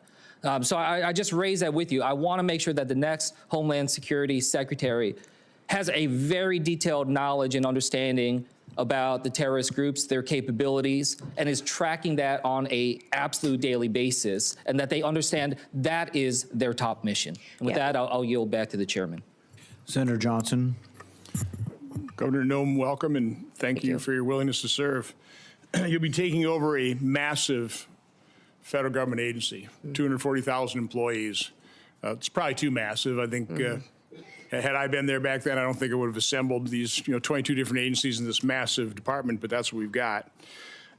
It's a department that the previous administration, I think, has completely misused. Instead of using Customs and Border Protection to do that, to protect our border and secure it, they've utilized those resources to incentivize a massive influx of illegal immigration. Instead of using the Cybersecurity Infrastructure Security Agency to do that, they instead engaged in mission creep and utilized it to censor Americans with the Misinformation Board. I am concerned about disaster relief, just federal disaster relief in general, creating greater and greater and increasing levels of moral hazard, resulting in higher costs of these disasters. So let's cover each one of those kind of in order. How do you gain control over a massive agency whose resources and personnel have been misused. I mean, how do you root out those individuals who, instead of securing our border, opened it up and facilitated this? Mm-hmm. Well, Senator, this has been a big topic of conversation in most of the meetings that I've had with the members of this committee was how do we fix this agency, which the reputation is that it's broken and dysfunctional. I think that was the question I get asked the most is why would you want to head up such a dysfunctional department? And I would say that because the mission of the department is to secure the homeland and our people. It's our biggest vulnerability right now.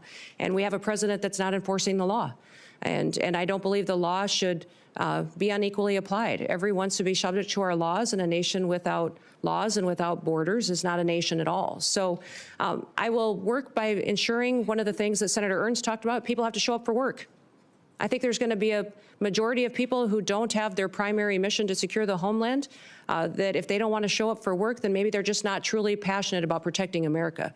I think they need to do that, and they need to recognize what their job is. The morale in DHS is very low.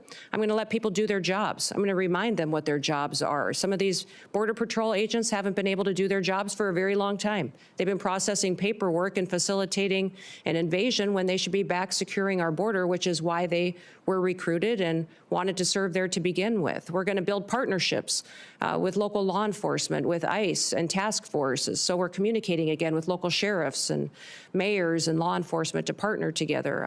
When you talk about the fact that this is such a broken agency that needs so much improvement, a lot of it goes back to why we're recreated and are we fulfilling that mission and making sure that these individuals are getting back on task.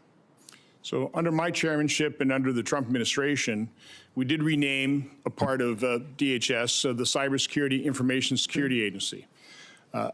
I in no way, shape, or form ever contemplated that the sub-agency within DHS that was really focused on securing us against the cyber threats and other threats to our infrastructure would ever be used to violate the Constitution the way it was used to violate the Constitution under the Biden administration. This administration has been completely opaque. We do not have the information to know and the communication in terms of what all happened here. So my question relates to how they misused CISA. Will you commit to providing the transparency, providing the information, investigate it yourself, but provide this committee, my subcommittee, the information to expose the truth to the American public, but even more importantly, propose a piece of legislation based on our investigation, based on those results, to fix it so that no administration can ever misuse the language of the law to commit that kind of unconstitutional act and violate people's First Amendment rights. Yeah, Senator, I look forward to working with you on that. And I think what we saw during the COVID pandemic, the actions of CISA, their misinformation and disinformation campaign, the materials they were putting out was shocking. Shocking at what they were doing to decide what was truth, what wasn't, and how they were trying to manipulate the American people. We saw it in elections, and Russia influence as well. And so ensuring that they can't do that in the future under any administration would be a priority, that they stay doing what they're supposed to do and hardening our systems and working with local officials to do that is a priority. And I'd look forward to working with you on legislation should you wish to rein them in. So the first step in that process is to expose the truth, to find out who these bad actors were, expose who they were, hold them accountable. I mean, that is crucial that we take that first step. So again, look forward to working with you on that. You know, the tragedy of the California fires, the more we learn, the more we understand that not only was it predictable, it was predicted, which means it was preventable. Again, you're not going to be, you can't prevent the initiation of those fires, but you certainly can prevent them from raging into the tragedy that they became, the dozens of people who lost their lives, the hundreds of billions of dollars worth of property damage. It's not just California, though. I mean, again, that was grotesque mismanagement. That could have been prevented. You can't prevent a hurricane. You can't prevent floods. but you certainly can try and start reducing the moral hazard that we've allowed to explode, quite honestly, by the federal government rushing in immediately, no questions asked, just tell us how big a check you want. What can you do in your new role to try and start reducing over time the moral hazard that we have created in this country with federal disaster relief? Well, Senator, emergencies and disasters are always locally led. They're led by the local communities and leaders, and that's because they're much more responsive and much better informed on how to bring relief and to get those emergency services there to meet the need. Then it's state supported and federally resourced, which means that when we come in, that we're supporting what the mission is, what those emergency operations and plans are that the local city and county and then also the state has implemented and do what we can to fulfill the mission of our programs. One of the things that FEMA's not doing today that I think we should be doing is streamlining communications. We saw this in New Orleans, we saw it in other terrorist attacks in the country, and you just referenced it as well about the American people not getting the truth, senators not getting the truth and the transparency that we need, is that I believe FEMA can always put out a blueprint for what a response would be should something terrible happen. And when we look at the Secret Service, what happened in Butler, we saw that communication was an issue, that the Secret Service wasn't communicating and balls were getting dropped with local authorities, local law enforcement, and we can put forward a blueprint for how communication can happen and be streamlined between the federal government, the state, and the local entities so that should something happen, this is how we talk to each other to make sure that the public has the facts, they're not getting misinformation, which happened with the New Orleans terror attack just recently, but also up in Pennsylvania as well. That blueprint is what we do at the state level that FEMA has failed to do to proactively educate the public on what everybody's roles are, what we do should something happen, whether it be a natural disaster or a terrorist attack or an emergency response is needed, that we can put out those blueprints ahead of time, educate people, train those local entities, which they currently do to a certain extent today, but not good enough to really know that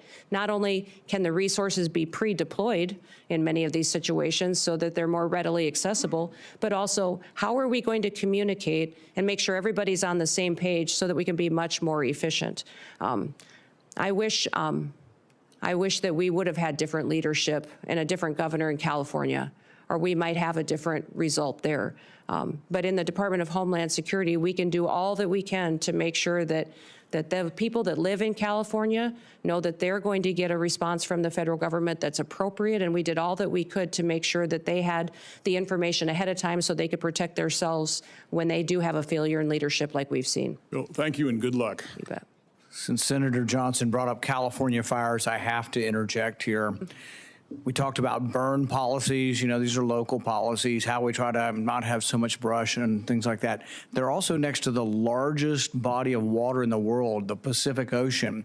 So I see these homes all burning on the beach in Malibu, and I'm like, wow, if they just had a generator and a hose, you start sucking the water out of the Pacific Ocean. But you could do more than that.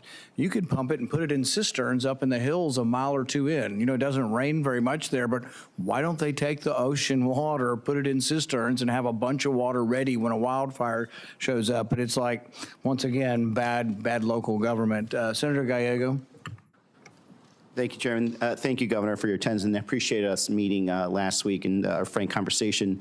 So in partly following up to our conversation, in recent years, I've been in very close contact with our Arizona border communities, which are unlike other border communities, and about the funding needs to address migrant influxes through the Shelter and Services Program, or SSP.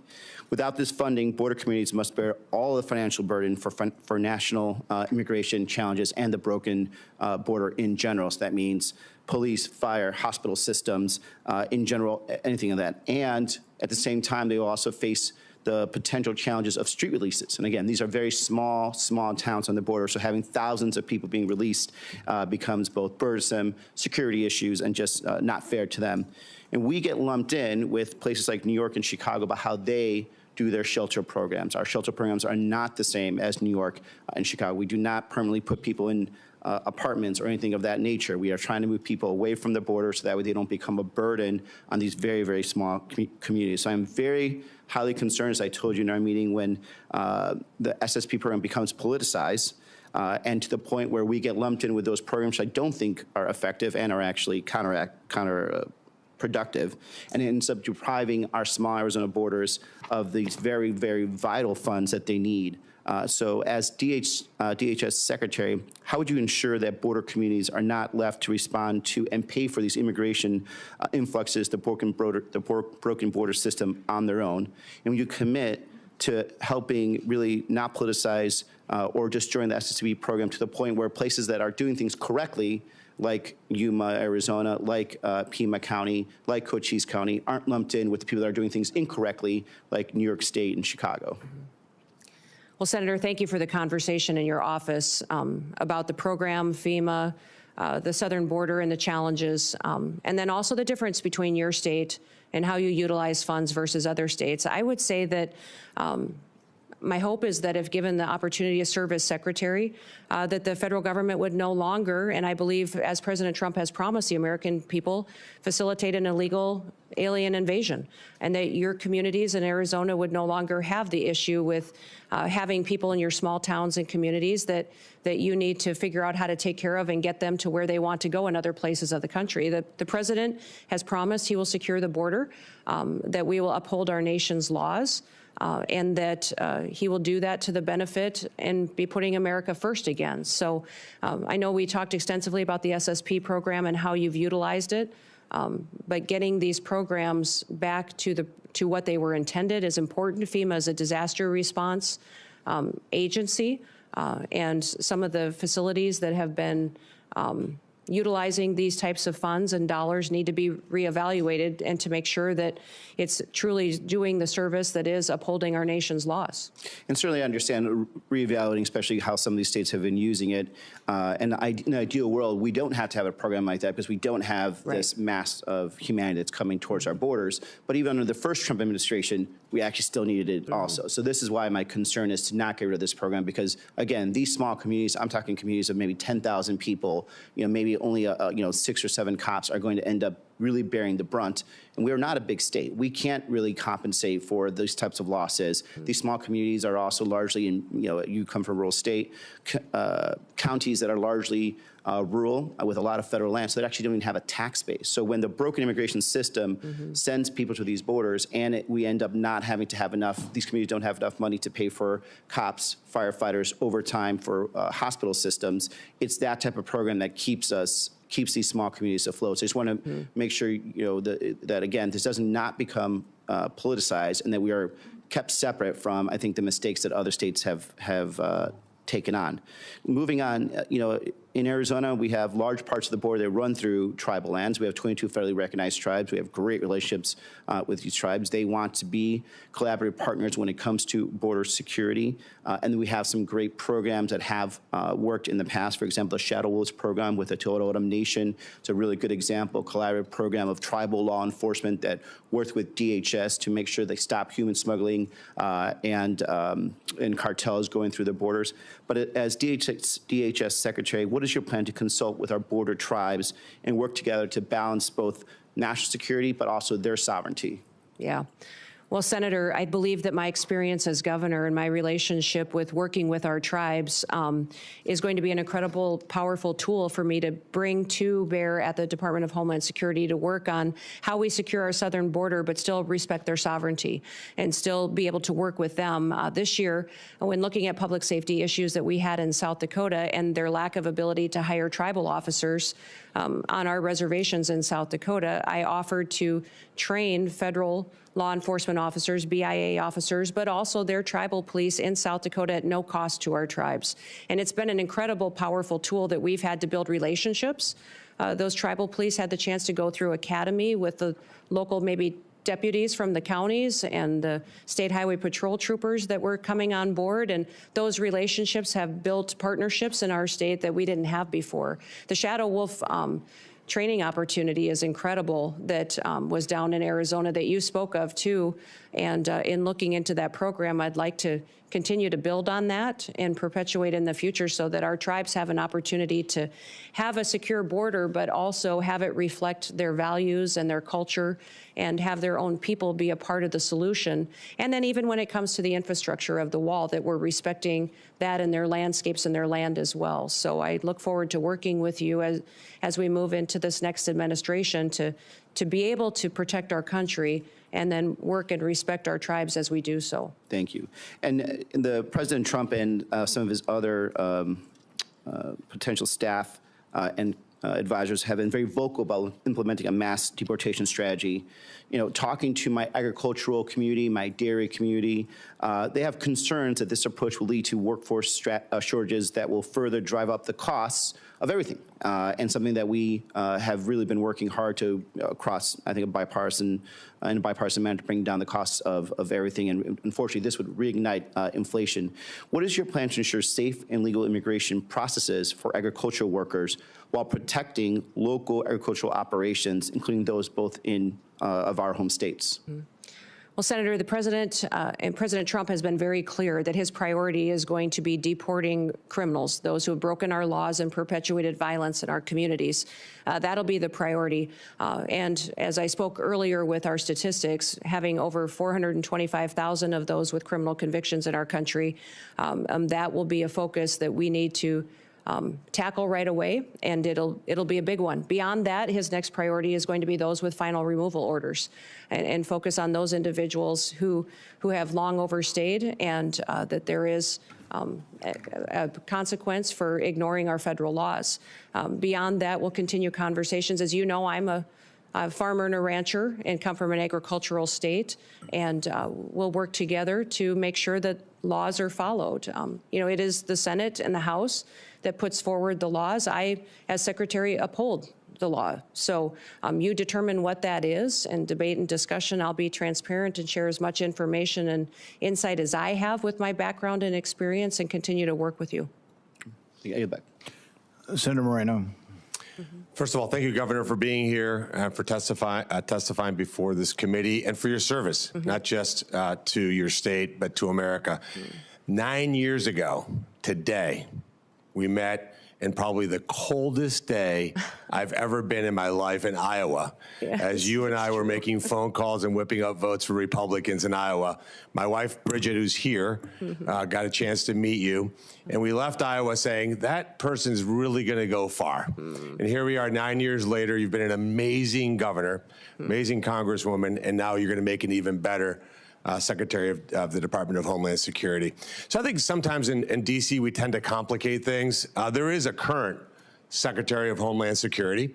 So why don't we take this opportunity to do a little job review and compare and contrast him to you. So just if you don't mind, I'll ask you some questions and you can give me an answer. Secretary Mayorkas allowed you said it, just about 400 people on a terror watch list to come into this country illegally. If you were confirmed as Secretary of Homeland Security, how many people on the terror watch list would you allow into this country?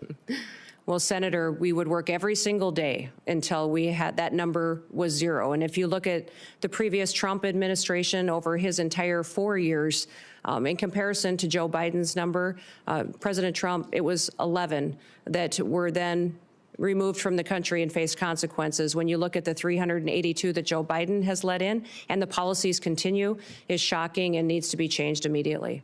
Mayorkas let in about 12,000 murderers. How many would you target to let into this country? My goal every day would be have no murderers allowed into this country in our communities. Mayorkas allowed 16,000 rapists. How many would you target to let in? Every day I'd work to make sure that there was none let into this country. He let 600,000, Mayorkas, 600,000 people with criminal convictions. How many would you allow in?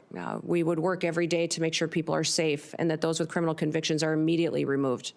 How many private jets would you have the United States taxpayers have fly into foreign countries to pick up people to bring them here? Yeah, Senator, we will no longer be undertaking that mission at the Department of Homeland Security. So not 700,000 individuals on private jets over the last 4 years. You would not have any. No, I'll be working with President Trump to put in place his agenda in adherence to our federal laws. And how many illegals will you plan to house in luxury hotel rooms in Manhattan at a cost of $6,000 per month? Sir, clearly, Senator, during this election, the American people said they did not support that and that that would not be a part of this new administration. How about sex change operations for illegals? How many of those would you suspect you would fund? Senator, I believe that the Department of Homeland Security will be reevaluating its mission in this country to not allow that going forward under President Trump's goals. And if you had an illegal migrant that was in this country and they committed a crime, would you offer them airfare from one state to another to evade law enforcement? Sir, I will be following this nation's laws and the Constitution and make sure that all laws are adhered to. And if you had been the head of the Department of Homeland Security a year or so ago, would you have closed a detention center in Georgia that would have allowed the release of somebody charged with a crime? Sir, I don't have the specifics to that situation, but certainly that would not be something that I would want to have under my watch. So just to be clear, Lakem Riley would be alive today if you had been the Secretary of Homeland Security. Senator, my hope is that that would be true, yes. Let's switch to another part of the disgraceful immigration laws that Biden and Mayorkas, who objectively, by the way, objectively has been the worst cabinet member ever in the history of the United States of America. Let's talk about temporary protective status. Temporary being the operative word. Mayorkas and Biden just extended temporary protective status again through 2027. Will you continue to corrupt TPS to allow some sort of open borders agenda? And will you use hot weather of 80 degrees and sunny beaches in El Salvador as a reason why people have to stay in America and not safely return? Yeah, Senator, this program has been abused and manipulated by the Biden administration, and that will no longer be allowed to allow that and these extensions going forward the way that they are. The program was intended to be temporary, and this extension of over 600,000 Venezuelans as well is alarming when you look at what we've seen in different states, including Colorado, with gangs doing damage and harming the individuals and the people that live there. And in terms of our border, like the physical border, I've been there many times, you've been there many times. Who should be in charge? Who should have operational control of our border? The United States government or the Mexican drug cartels? Senator, the United States needs to control our borders and secure them. So if this were a job interview in the private sector, and you had somebody like Alejandro Mayorkas in charge, and we had the opportunity to upgrade to you, this would be the greatest upgrade in history of the United States of America. But I'm going to end my time with a startling statistic and actually a challenge to the Democrat Party.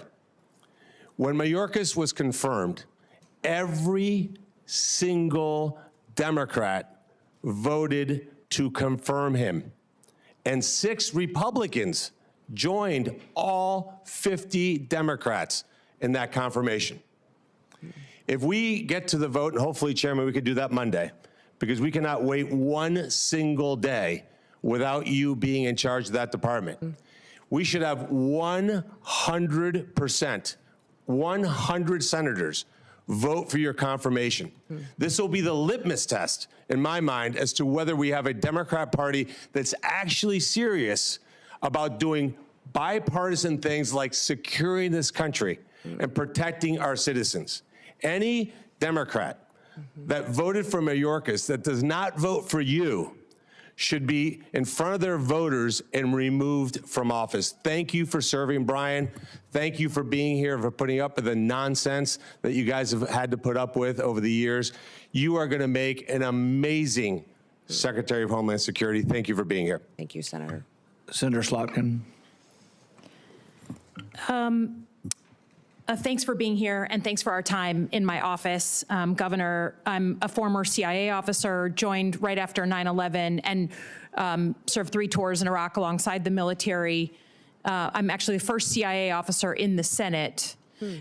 And to me, the most important thing, again, as a Democrat from a state that Trump won, right, on the same ballot, we both won, I understand we're going to have different policy opinions. I certainly understand that the president or incoming president has the right to nominate whoever he wants. Those are not the issues for me that I'm going to spend my time on. The ones that I care about the most relate to the mission of the organization when it was founded, protecting the homeland. And I think, to me, it's one thing when there's campaign rhetoric or politicization of things. Everyone does that on both sides of the aisle in this committee and in our line of work. But when it comes to actually protecting the country, you do have to be clear and honest about facts and not conflate things. So it's just important to me that I know, particularly since you do have one of the intelligence agencies within the Department of Homeland Security, that you're going to call a spade, right? The most recent acts of domestic terrorism in New Orleans, horrible incident, in Nevada, had nothing to do with migrants. Correct? Correct. They were homegrown American citizens. One of them was actually in a very elite military unit. I mean, it's horrible. It's one of the hardest things to catch, the sort of lone wolf, radicalized American citizen.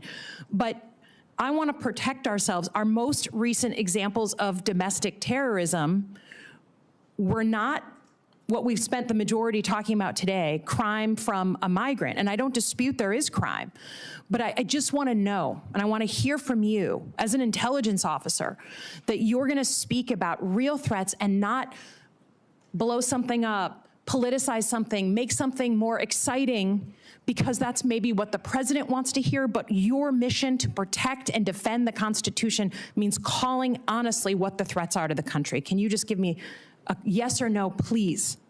Yes, Senator, I will be as transparent and factual every day with you and the American people as possible based on the information that I have. I don't know if the investigations are closed in New Orleans and in Nevada, but what we know so far and needs to be relayed to the American people needs to be the truth and facts. Yeah, I'd ask that. We've talked a lot about border security. As a CIA officer, I think one of the only people on this committee who's actually worked on protecting the homeland. I'm a Middle East terrorism and militia expert by training, so I believe deeply in it. And every country of the world gets to decide who comes inside its borders. That's not a radical concept.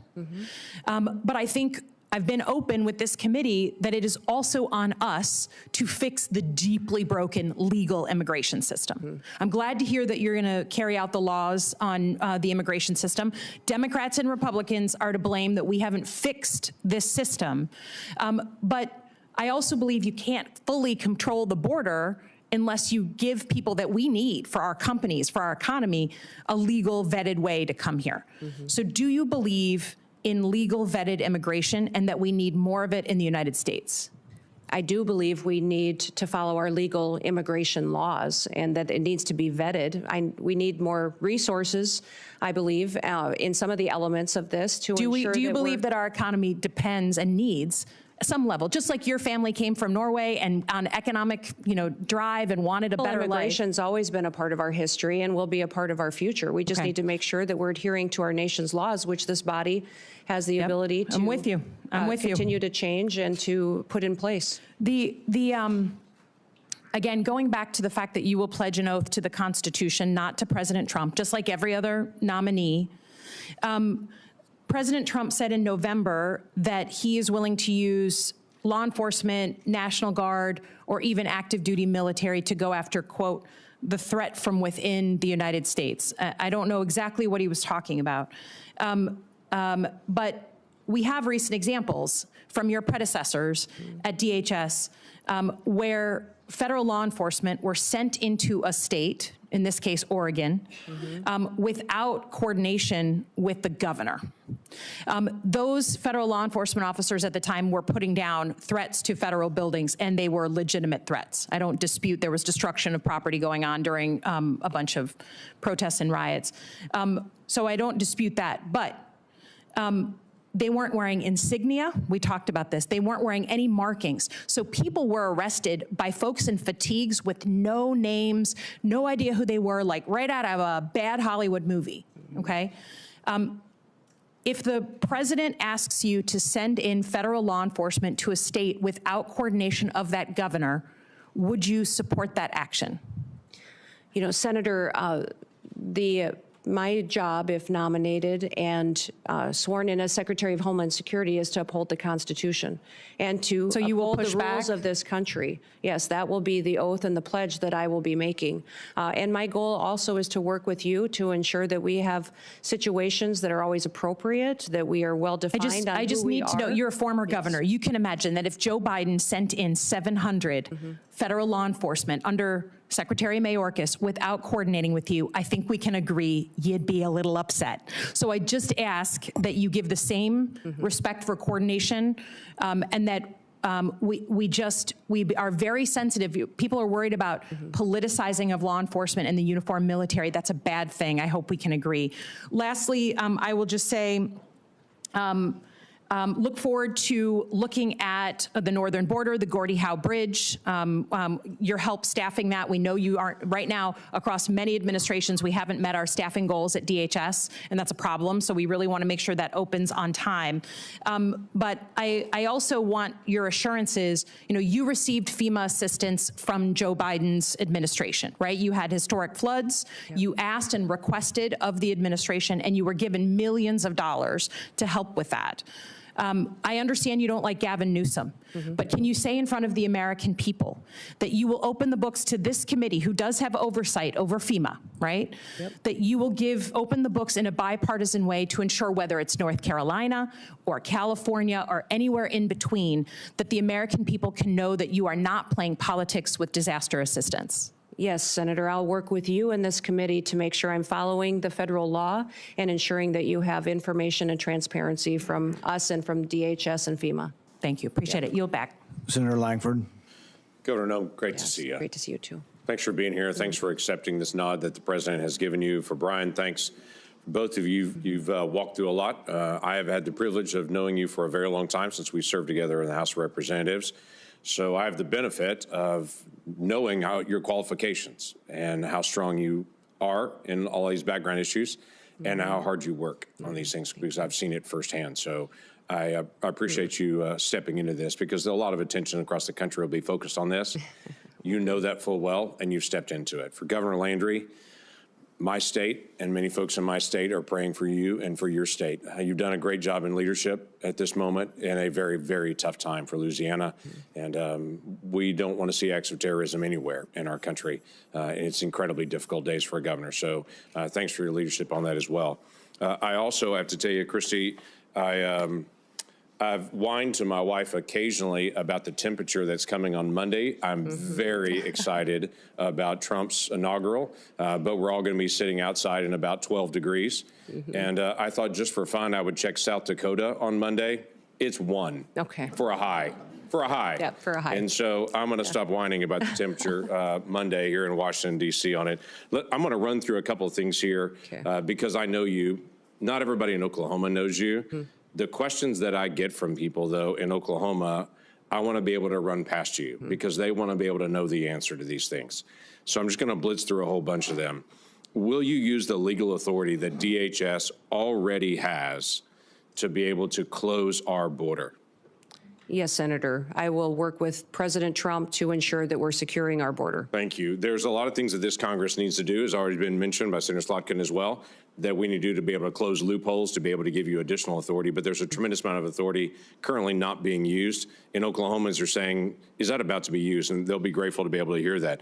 No other president has ever created a phone app to be able to facilitate a faster processing of aliens in, called the CBP-1 app. It's been mentioned several times here. Will you use your authority to stop facilitating faster processing of illegal aliens into our country with the CBP-1 app? Yes, Senator. We will eliminate the CBP-1 app, maintain some of the data that's in it that's critical to knowing who's in our country, but that app will no longer be in use. Thank you. No other president has ever used the parole authority, just in general, humanitarian parole, to facilitate faster processing of aliens into our country, which leads to the catch and release we've all heard about. So the Oklahomans that I talk to say, are we about to end the abuse of parole and end catch and release? Is that about to stop? Senator, President Trump's been very clear that he will end catch and release. Terrific. Folks want to know, will you use your authority with the funds that are given to you by Congress to actually build more wall rather than use the funding that's given to you, as the Biden administration did, to do environmental remediation around the border rather than actual border wall and border structure? Yeah. Senator, President Trump has been clear that he wants to build the wall. So do we. So will you use your authority to be able to scan more vehicles? And obviously, we've got to get you the funding to be able to do this, to be able to scan more vehicles and individuals that are carrying fentanyl into our country through our ports of entry. Yes, Senator. We will continue to use technologies, but hopefully be able to use more with the resources that we're granted to scan those vehicles and know what's coming in and out of this country. Last year, FEMA employees during disaster relief were instructed by one of their supervisors that if they see a Trump sign or a Trump flag flying, to skip that house, to not stop by there and tell them what their federal government can do for them. Will you allow FEMA employees or any within DHS to politicize their role and to pick and choose who gets help and who doesn't as an American? Senator, under President Trump's administration, disaster and emergency relief will not be handed out with political bias. Every American will be responded to and treated equally. That's what folks want to know. Will you review the Secret Service responsibilities to be able to go back through it and to say, are they focused on their primary mission, or is there something that could distract? Secret Service still chases down financial crimes. They're still chasing down child exploitation. Those are serious things for Treasury or for FBI to do, but there's a question is if that's the first priority for Secret Service. Senator, the Secret Service is in need of dramatic reforms. They do have a protective detail element that is their priority, and also an investigation side. My understanding is that that investigation side is often used to train the protective detailed officers, but clearly they are not focusing on what their true duty is, and it needs to get back onto what they were created for, and that was the protective detail mission and emergency situations that they need to help plan and prepare for and defend. Thank you. This committee made a request to the Secretary of Homeland Security last year, and by the way, also the head of the FBI, to be able to come before this committee and to do what every Secretary of Homeland Security has done for the last 20 years, every single year, unbroken, until last year. And then the Secretary refused to come before this committee in an open session and talk about national threats. Now, the former chairman protested strongly to the Biden administration and DHS. They weren't coming, but they still refused to be able to come. Will you come before this committee and talk about the threats openly so the American people can hear them in a public forum?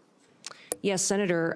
Senator Peters and I discussed this quite a bit in our meeting as well, and I have committed to come and give that briefing to this committee and to the American people. Thank you. We need that. Let me tell you another challenge we've had with Homeland Security in the past 4 years. When we ask for data and for information, we get, I'll get back to you on that.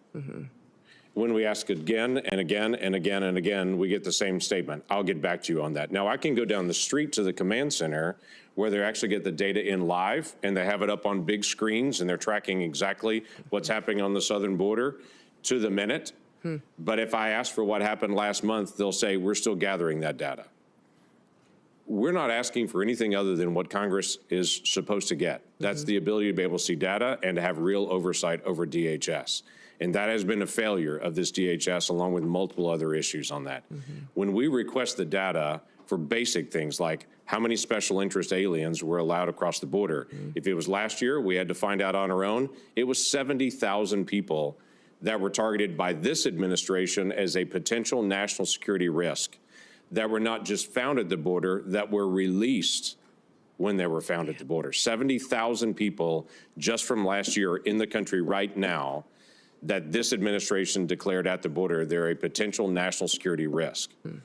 Now, I know you're not going to do that, but when we ask for the data and for the information, when we say, how's the National Vetting Center working? Do you have the connection between it to be able to screen individuals there? We're just doing our oversight responsibility. You've served in Congress before and did a great job on that and did oversight. We want to still be able to do the same thing. Will you provide data to this committee so that we can cooperate with you to help?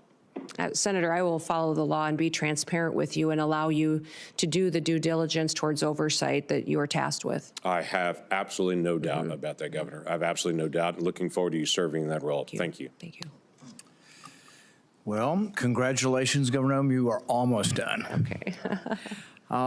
We've been through a lot of questions. I think you've handled the questions very well. And there's going to be, I'm going to ask a couple of questions, and I think the ranking member has a few, and I think we'll be done very shortly.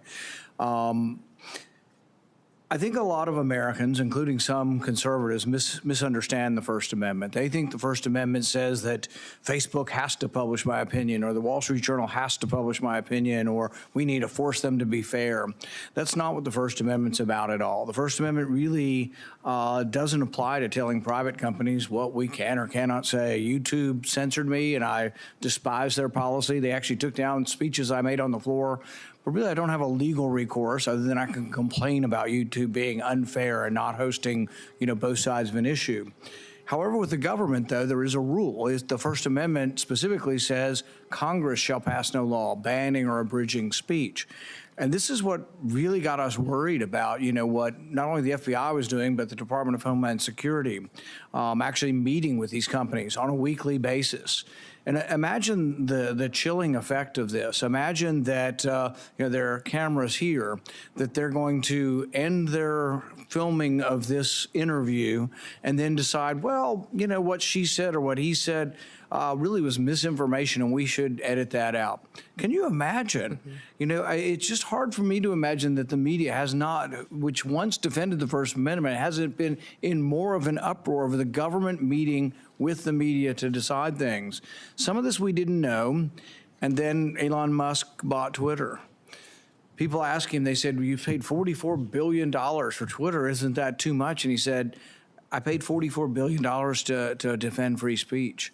And it's been an amazing service, not only to open up the forum to more viewpoints, but to point out what the government was doing. In this last week, we heard from Mark Zuckerberg, who said that the pushiness, the coerciveness of government meeting with them was unprecedented, and that they pushed back. But he also said worse than them just sort of telling him he should restrict speech, they also threatened him. They threatened to come after him through antitrust law. They threatened to remove parts of, Section 230 of the liability protection. Just to imagine this bully nature of government. And I know you're opposed to that, but if you're confirmed and you're in a position of saying, we're just no longer sending people to meet with media. And the way I describe it is to talk about constitutionally protected speech, because some will say, oh, well, what about,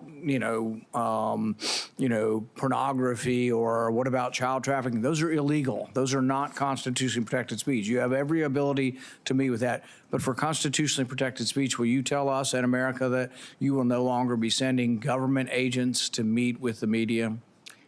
Yes, Senator, I'll work with you to ensure that civil rights and liberties are protected and that we are not in the misinformation and disinformation space like the current DHS is. The only other thing I would ask on this basis is we will send requests. We sent requests previously, sometimes and often bipartisan requests for information. The Twitter files, Michael Schellenberger, Matt Taibbi, Barry Weiss did a great job of showing what was happening in Twitter and how they were cooperating with government. I think the other investigation that needs to occur is who were the people in government they were talking to? Do they still work at DHS? And can we make sure that they're not in a position of authority? And this is not something I'm going to tell you to do. It's just a request that you have your own investigation, that you have people who work for DHS to say, we are going to look for people who are bringing their political bias to work and trying to influence speech and restrict speech based on their bias, and help us in rooting that out and making sure that these people never again have that responsibility, because I think that I don't think there's ever been anything like this as far as the restriction of speech. And I think the election is largely going to stop and tilt things the other way. But will you help us by looking internally for those who are trying to restrict speech? Senator, I look forward to working with you on that mission. I don't have any other questions now, but I think Senator Peters and Senator Blumenthal. and we'll see how it goes. We're going to start with Senator Peters with one more 5-minute round. Yeah, I'll be fairly brief. We've had opportunity to talk at length about many issues, and again, I appreciate that, Governor. I just want to stress going forward, and we've heard a lot of comments here. I think there's been a fair amount of political theater, not as much as I know exists in other committees, and I've always strived, and I know Ranking Member, or now Chairman Paul, share the notion that we want to be a fact-based committee and try to find tangible solutions to the tough problems that we face, and data is important. We've heard a lot of numbers being thrown around here, and I don't have time to go through and challenge those numbers. Some of them we don't even know where they came from. I don't think that's helpful to the very important mission, if confirmed, that you're going to be dealing with. So I hope in the future that we're actually dealing with facts. You've mentioned many times that you do want to deal with facts and real data. And again, we heard a lot here that's not real data, and we should not operate that way. And if confirmed, when we move forward, I'm going to look forward to working with you based on the facts and understand where the real threats are, how we need to appropriate resources to make sure we're meeting those threats. And let's take this hyper-partisanship out of such an important issue of Homeland Security. We have way too much partisanship in this country, and it's resulted in a polarization of people here. We've got to come together as this country. We've got to lock arms and understand that we're all proud Americans. We all want to do what's best for the American people and solve the issues that are before us. So in that spirit, and certainly you've communicated that spirit to me, but in that spirit, I hope, if confirmed, that is exactly what you will be bringing to this office. And let's move away from this toxic political environment that we have in the country and celebrate what's great about our country and the spirit of bringing the American people together. So I have one question before we turn it over to other members. As a member of this committee, as well as the Armed Services Committee, I've focused a great deal on the safe integration of drones in our airspace.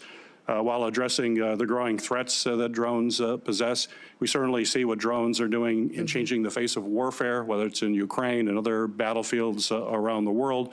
We are very concerned about the weaponization of those drones and what it could mean to the security here in the United States.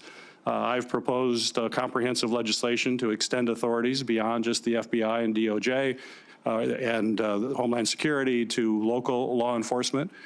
You mentioned in your comments about security for the Super Bowl, which is incredibly important.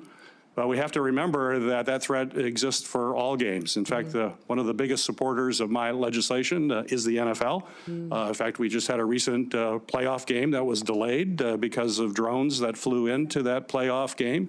We are very concerned that you could have a drone with a grenade or an explosive device, which would be absolutely catastrophic.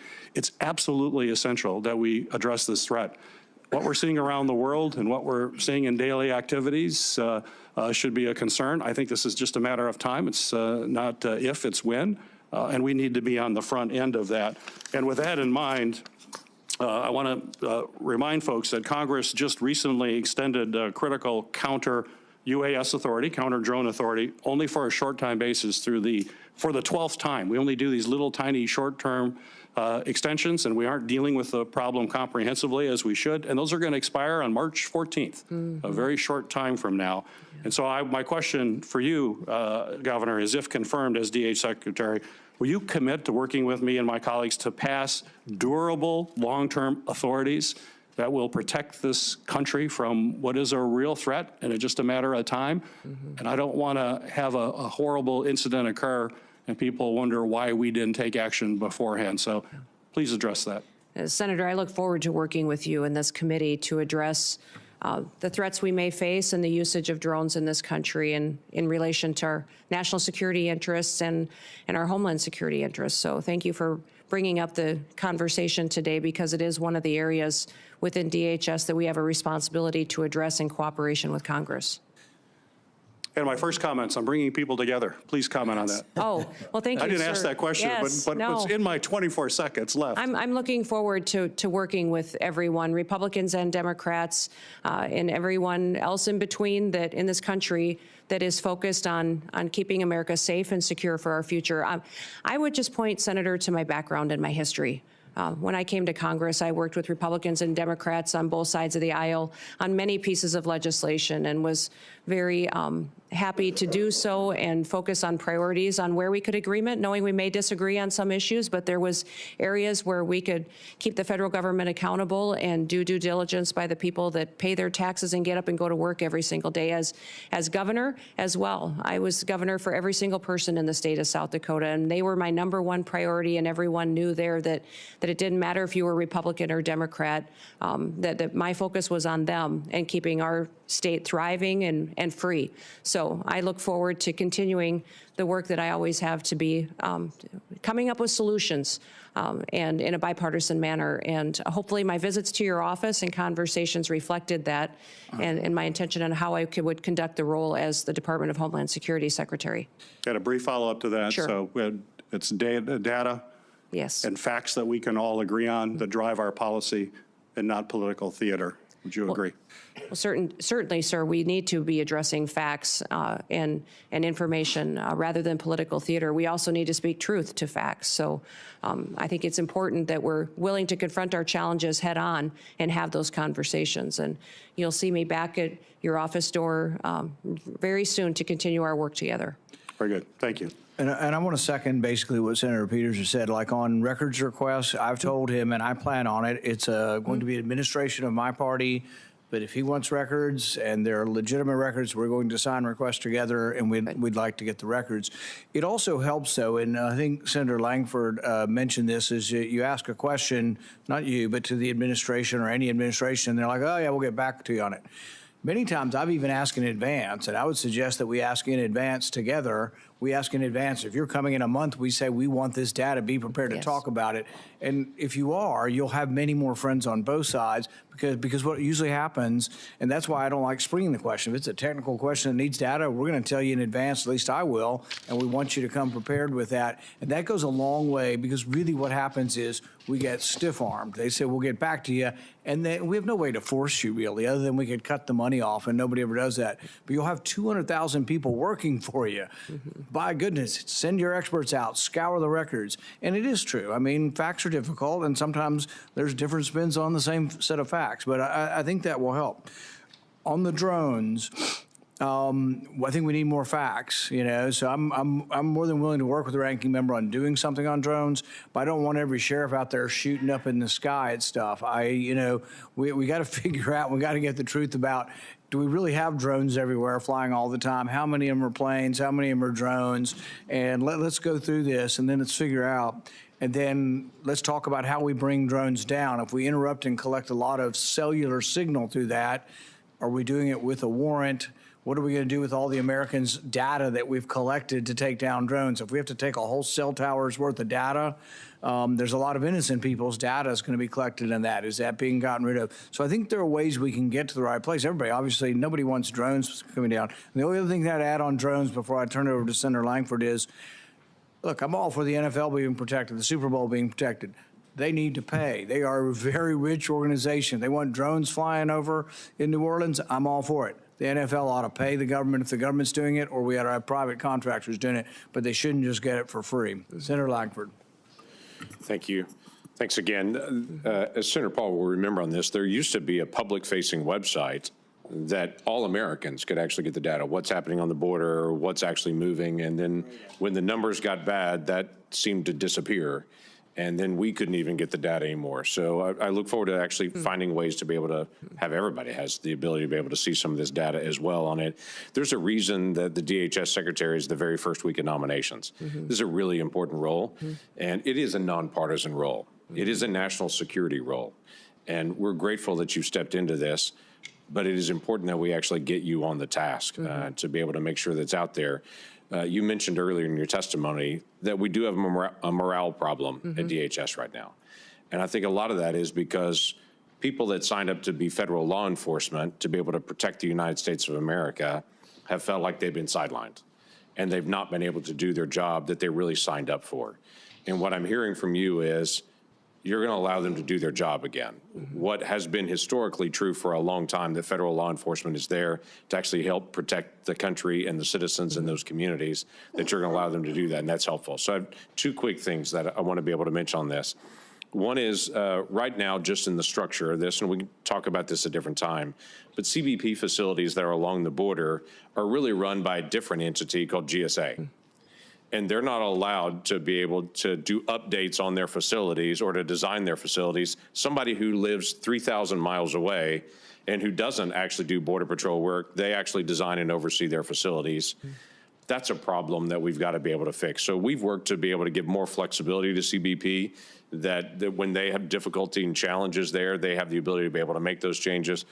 But I'm not going to ask you to make a commitment to this because this is just one of those detail areas. But will you commit in the future to working with us, that this committee and you can work together to be able to figure out how the folks that are on the field can actually make decisions about the facilities they work in? Yeah, Senator, I commit to working with you on that issue. It's terrific. And then I had a constituent in Oklahoma that is a hunter, like you are, like I am. Yeah. He had a bag that he had some additional rounds that were in his bag that were left over from a hunting trip months before. He packed his bag, went on a vacation trip overseas, went through security with his bag.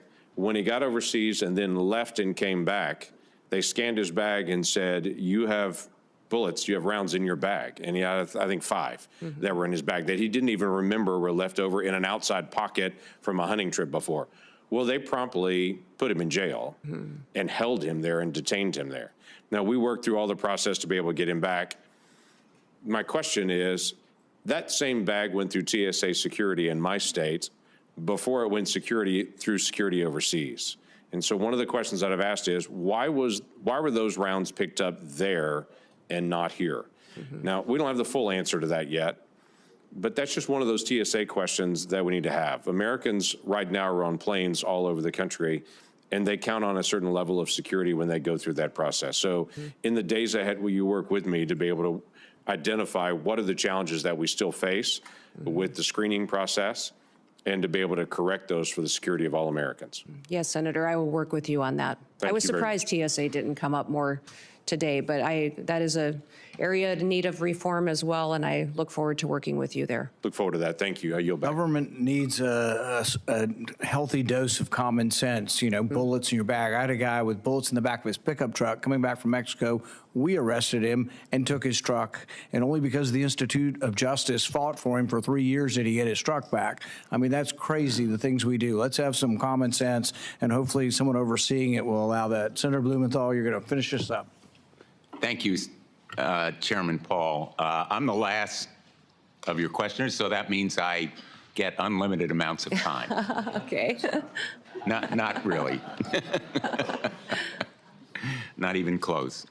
I want to sort of continue the emphasis on bipartisanship and most especially on immigration reform. What this nation needs is comprehensive immigration reform. We know about the need for more H-1B visas and other kinds of extensions of the visa program that enable the United States to have more workers that are desperately needed in certain areas of our country. We know that there has to be better border security generally. We know we need to provide some kind of path to earn citizenship for a lot of the undocumented people in this country. And we know it's possible because we did it in 2013. The United States Senate, as you will recall, passed a comprehensive immigration reform measure. Overwhelmingly, it was bipartisan. I was proud to be a part of it going through the Judiciary Committee, but obviously it will involve Homeland Security. And I hope that we can continue, as Senator Langford was a part of the effort in the last session, to expand on those efforts and move forward on a bipartisan basis toward bipartisan, comprehensive immigration reform. I want to talk to you a little bit about domestic terrorism, which we discussed during my previous round, and I know you've discussed it afterward, including not just migrant crime and radicalization by ISIS, which are real and present problems. I also want to ask you about domestic terrorism events unrelated to groups outside our borders. We've seen a rise in anti-Semitism in this country. It has spiked beyond any prediction. And I want to know of your concern with anti-Semitist, racist events, Charlottesville, Buffalo, Pittsburgh. There's a shorthand for these violent terrorist acts against people in the United States. Yes, Senator, I'm very concerned about what we've seen in this country as far as anti-Semitic violence that has happened. In fact, last year during our legislative session, I brought legislation to more clearly define it so that we could fight it in our home state. And I'm hopeful I can work with you to continue to do what we can to make sure that we are addressing this rising threat and not facilitating it in this country. And I just want to make sure that when you say we're protecting Americans against terrorism, that we're protecting all Americans, including people in mosques, in churches, in synagogues, people regardless of their worship, their race, their background. We need to protect all Americans from anti-Semitism, racism, Islamophobia. I hope you'll commit to that effort. Yes, correct. Thank you, Senator, and I look forward to working with you to do that. In my closing minute and a half, I just want to call your attention to an effort that I've led to help reunite children with their parents, children who were separated as a result of the so-called family separation policy in the last administration. I have introduced a measure called Keep Families Together, not only to limit separation of families at or near ports of entry, but also the Families Belong Together Act for several Congresses to help bring the children, the kids who were victims of this policy and who still are not back with their parents. I hope that you will support that kind of effort. Senator, the Trump administration never had a family separation policy. They had a zero tolerance policy, which said that our laws would be followed. What I'm alarmed by is the over 300,000 children that went missing during the Biden administration. And when we talk about children and what they're potentially facing as far as victimization in this country and the trafficking that's going on, this administration's lack of desire to find out where those children are or what they may be going through is alarming to me. So I want to stop that. Because my time is expiring, I'm just going to interrupt again with apologies to say, let's put aside. Well, I can't put aside 340,000 children. Labels. Let's put aside what happened in the past. There are still 1,000 children who are separated and waiting to be reunited. I'd like your commitment that you're going to continue the effort to reunite them with their parents. Senator, keeping families together is critically important to me and to this country. I'm concerned about Laken Riley's family, that they no longer have her.